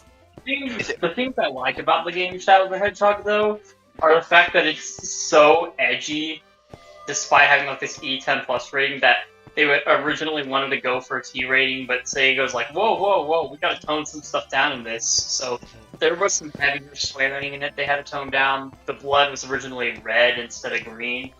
But I just find it funny how edgy it is despite being E10 plus, and I like to think of it as not canon, even though it is canon. There's a bunch of non-canon endings. The true ending's the canon one. There's some cool stuff they introduced, like the whole... That ending is not canon, let's consider that much. Like, the thing with Maria Robotnik's disease and stuff like that being the reason, I think is a much better put-together reason for Shadow's creation than just, he was meant to save humanity, because meant to save humanity sounds so vague, but when you say, it was actually meant to cure Gerald Robotnik's daughter's sickness and cure anyone else who had any rare sicknesses, that is much deeper and more complex than just save humanity, which is so broad. And there were some good things with Shadow the Hedgehog, but I think the problems people had with the game was they tried way too hard to be edgy, which I just find it funny. I don't find it amazing, I just find it funny. And that's why I like it. And the controls can sometimes be wonky, but overall, it's not a terrible game. We've had much worse Sonic games that came out ever since after Colors. And don't get me wrong, Colors is a fun to play game, but this 3 just sucks. Like, the closing point I have to make to this Sonic podcast, though, is if you're gonna hire some people to be on your writing team, don't hire some idiots that don't know anything about your series and franchise and just decide to look up your characters' names on Wikipedia, and so all they think is Shadow's just edgy because they looked up the game from the Hedgehog. They think Sonic is just this cocky jokester because they saw the Sonic the Hedgehog cartoon from the 90s. I know, right? Talking about. Uh-huh. Not the good one. Not the good one. The good one. The good one. The Tex Avery inspired one, but even I couldn't stand. Yeah, the one of Sonic Says, that one. That's probably what they looked up Sonic for instead of, looking at... They got from Sonic Says. There's their big secret, yeah. Sonic was literally the definition of a hero ever since Adventure. Like, he was written as this character who's very bright, cheerful, loves to joke around, he's still a kid, but at the same time, he has that cocky teenager energy, but he's also very heroic and likes to cheer people up and everything. There was an episode in Sonic 06, I mean not Sonic 06, Sonic X. Sonic 06? Yeah, in Sonic X, where he's supposed to meet with the president for like a banquet or a dinner or whatever, a party, and he comes to meet this disabled girl in like a wheelchair who her parents are very poor and always working, and she wants to go to like this island or something like that. So Sonic wants to cheer her up and make her happy because he doesn't like people being down. So instead of going to this important meeting, he ditches it and even gets hunted down by the government by the end, who almost makes an enemy of the nation to make this one person happy because he feels it's the right thing to do. He's just such a morally good character, but the writers that they got ruined him and just made him to an annoying jerk. And they wrote him to be like this know-it-all narcissist. They wrote Rouge to just be overtly seductive, even though she even had some character to her aside from her. Wait, you're talking about Sonic X? Yeah, it had good writing. I'm talking about Sonic X, Sonic Adventure, anything before Colors. Heck, even anything before Colors, yeah. Even though 06 had tons of plot holes, it even got the characters right. So I don't know. X, even in the Japanese version of the anime, Rouge makes a joke about kinky stuff when she gets handcuffed by police officers. Yeah, she does. It's funny. It's like, Rouge has always been written like that, but she still had depth to her. Because, like, in Sonic 06, despite it being a game with tons of plot holes, Mephiles, who's just purely evil, and evil for the reason, I guess I'll quickly explain it rather than going super in depth, but basically, people thought Mephiles was poorly written. Super in depth anyway. Just thought he was dumb because he wanted to reconnect with Iblis so he could become Solaris and just destroy everything and cause chaos and pain to people. But he went about this by killing Sonic and making Elise cry and going back and traveling through time to kill Sonic, even though he could have just traveled through time all the way back to when he was separated from his other half to gain control, or he could have just killed Elise. But no, he wanted to make Elise feel pain. He wanted to make her feel despair and cry. And she wasn't the only one he did this to. He did it to Shadow by getting Omega by telling Omega that in the future, humanity turns against Shadow, and Omega's the one who uses the finishing blow and kills Shadow. Omega gets annoyed at that, gets enraged with this, and starts firing away at him. But eventually he gets into Omega's head, since Omega's, I guess his programming, since he's a robot. Then Omega tells Shadow he's the one who kills him, future, this gets to Shadow, but Rouge does this thing where she says that even if the whole world turns against him, she'll be by his side. But now the modern Rouge is just, I don't know, she's just hentai bait. She's always been, but yeah, I just see how the writing is nowadays. The writing nowadays is just Sonic and Tails and maybe Knuckles sometimes. Not even written correctly. Knuckles is just dumb. Back in my day. Back in my day. Back in my day, Shadow the Hedgehog was something Boy, else. I have And to admit, my friend went on a long monologue and never would stop. The reason I get so obsessed with talking about this, though, and I do apologize for how much I'm talking about it. I do want to drop it here, actually, so we can talk about other stuff. You can always drop it. You can always drop it. Listen, you can always drop it with me. I'm always around on the internet. Yeah, I know.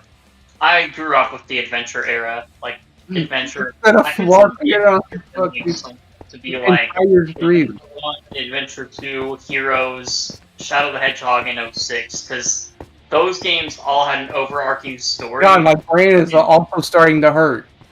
After As well as 06, everyone else is in chat. Because I'm pretty sure most of them haven't even seen it yet. This is what I have to say, because I got interrupted. Anyways, after 06, they kind of just forgot that the adventure story exists, and there are no more mentions of the events, because even in Sonic 06 and Sonic Heroes, they would mention things that happened. In Heroes, they mentioned a lot of things from the adventure games. 06 even has you playing as almost all the characters, so it feels like an adventure game, although it's very buggy. you're in West Virginia in the middle of August. Yeah. Everyone's making better jokes than me, that's all I'm saying. Anyways, that's enough of the Sonic talk. Okay. I actually had one last thing to ask. Yeah. I have to admit, I'm He's gonna go on a longer monologue. What have you done? the version of Shadow I'm most familiar with is the one that was in Super Mario Brothers Z. Super Mario Brothers Z? I've never even seen that. Oh, are you talking about That the was- Flash animations? Yeah, that was like the greatest Flash animation series ever for a period I've of never time. even seen it. Yeah, Look for it. They probably Look for- also wrote Shadow as an edgelord, because they probably grew up playing Shadow the Hedgehog, which, don't get me wrong, it's a good game, but it's Well, not including Rooney I'm just- Shadow character. Okay, so Aquan, you're familiar with Super Mario Brothers Z and how they handled Shadow in that, right? I don't think I've seen anything from it. I've heard of it, though. Oh, okay. I've Well, never seen it either.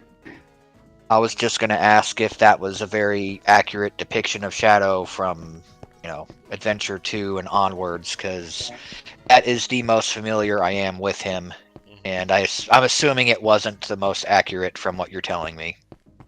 It's probably not, because they probably just took Shadow from their fan fictions, or like from Shadow the Hedgehog the game. Because I mean, to be fair, in their defense, the game's literally based around him, so that's Sega's fault for screwing that game's story up.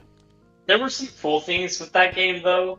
Like I said, with the reason for Shadow being created was for Maria's sickness, which makes more sense than save humanity. And then it also adds up to why Joe Robotnik really hates Gunn, because they killed Maria, which was also an adventure too. And that's why he reprogrammed Shadow's mind to thinking humanity was against him, because he hated humanity, he wanted them dead, so that's what he sent Shadow to do. But Shadow made his own morals after Sonic.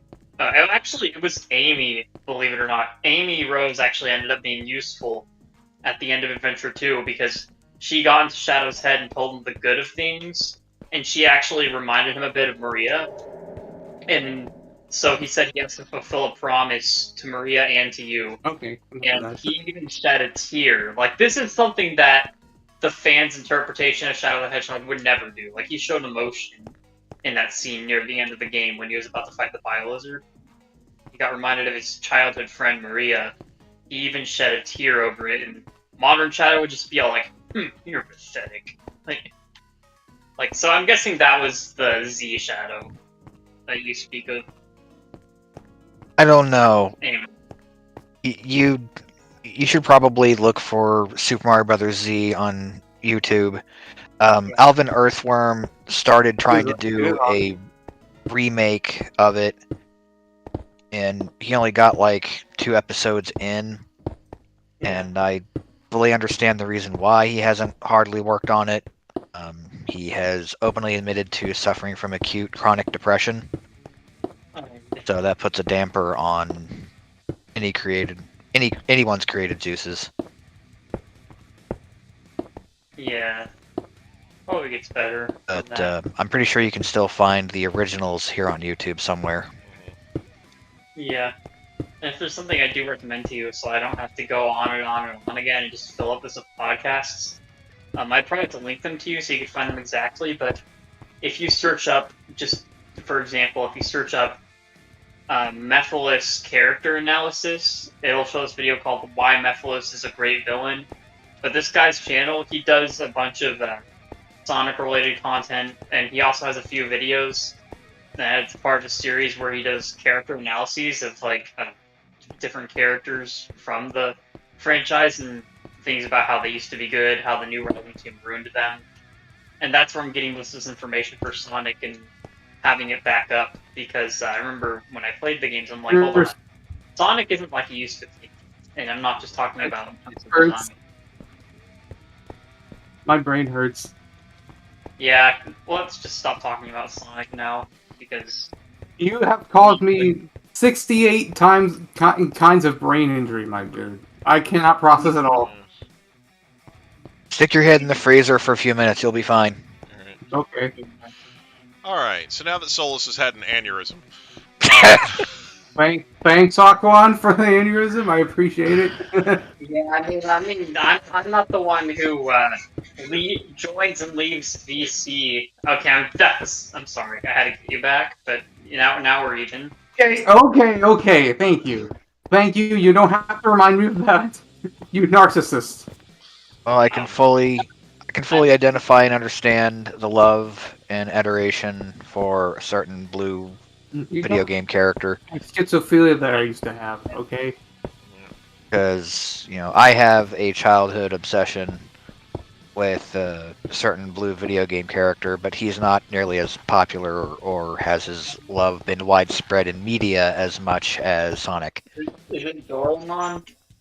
No. Doraemon. That was a good one, but no. Mega Man. Oh, Mega Man! Yeah, I love Mega Man, dude.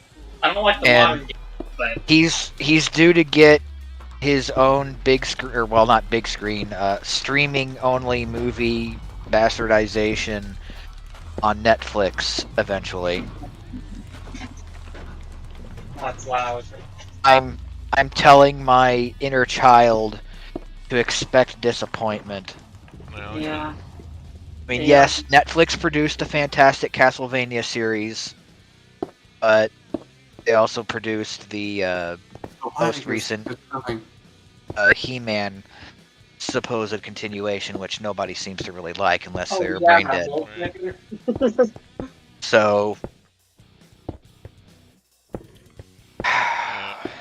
Yeah, it's something where, Netflix has been very hit and miss. They've done some amazing stuff, and they've also done some stanky ass bullshit. So so it's really tough to judge just by Netflix is doing it, whether it's going to be good or bad. I don't really think. Because from all the accounts I've heard, their new Bastard reboot is fantastic. So, definitely looking forward to seeing that one. Mm-hmm. Yeah, probably won't actually pay for Netflix to watch it though. Well, there's more than a fair chance you'll be selling it at the store eventually. Yeah, exactly. Just like the aforementioned Castlevania. Well, yeah, and they did their Knights of Sidonia anime. We have that on our shelves now, so it's like And before Yeah, before I bring this up, actually, when you're talking about bastardizations of things, No, I was talking about bastard. Yeah, I know. But it was more so when Siege over here my man Siege was saying he was expecting disappointment from Mega Man and how a lot of modern things do that, modern adaptations. I know Solus has seen it. Has anyone else here seen or care if about spoilers for the new Doctor Strange? Because I have. Oh, I haven't seen it yet, and I probably do want to, at some point. So. Yeah, I won't bring up my complaints. I won't bring up my complaints of it. I didn't hate. In fact, I think it has a really good art direction. The fact they got Sam Raimi for that, kudos to that, because he was actually able to. I'm not going to spoil anything, but anyone else who has seen it, he actually pushed Disney's little PG limit that they put in these movies. He pushed it quite as much as he could without Disney, interfering. They obviously still interfered for some parts, but it felt more like a PG-13 movie. It didn't just feel like having PG. Yeah, I know that behind the scenes there was multiple R-rated-esque moments that were cut that were meant to be in the movie, and there's hints of them in some of the international posters. Oh.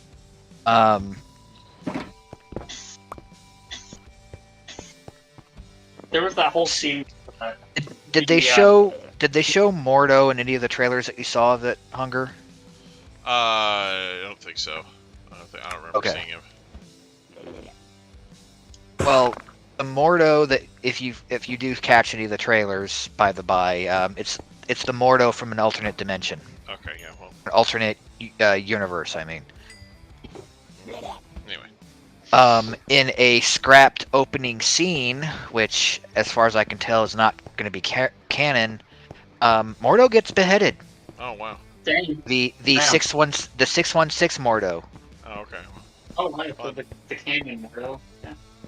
Yeah. Actually, yeah. I was. Wait, no, that's a spoiler. Never mind. Do not mention spoilers to the people who haven't seen it yet, please. Yeah, we don't need to. We don't need to spoil the spaghetti. Yeah, you said. Yeah, don't piss in my spaghetti, damn it. All don't right. take ravioli. Please see the movie when you get the chance, because I don't know. Probably December when I decide to.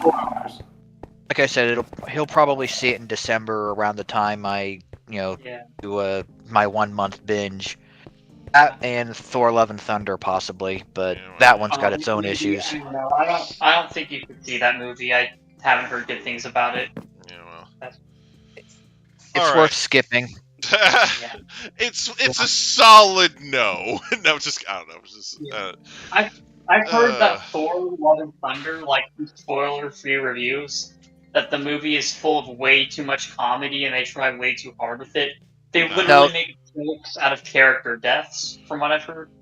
Let me put it this way. With the kind of humor that I heard is all over Thor: Love and Thunder, it felt like they were trying to out-Minions the Minions movie that just came out.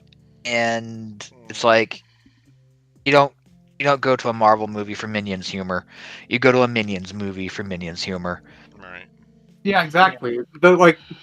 Banana. When I went to the movie theater, it was nothing but that when I went and saw Jurassic World 3. Jurassic World 3? Nice. Well, right. I'm calling it a night, because I'm pretty sure Hunger's calling it. Yeah. Good night, everybody. Yeah, I'm going to go ahead and end the stream here. Thank you all so much for listening to Aquan Sonic the Hedgehog podcast, or Shadow the Hedgehog podcast, however you want to think about it. Why are you cutting down those little trees? Also, we'll be back to do the Minecraft portion of things next week. Can't promise we'll talk about Sonic or Shadow the Hedgehog. But anyway. I want more adventures with Hunger. Yeah. Areas. Yeah, so I don't know if I'll keep building that tower. I might do something else. We'll see what happens. Anyway, thanks as always to Caps for helping to make the realm an awesome place. Thanks to everybody else who joined in during the stream, both as participants on the realm and panelists in our discussion panel.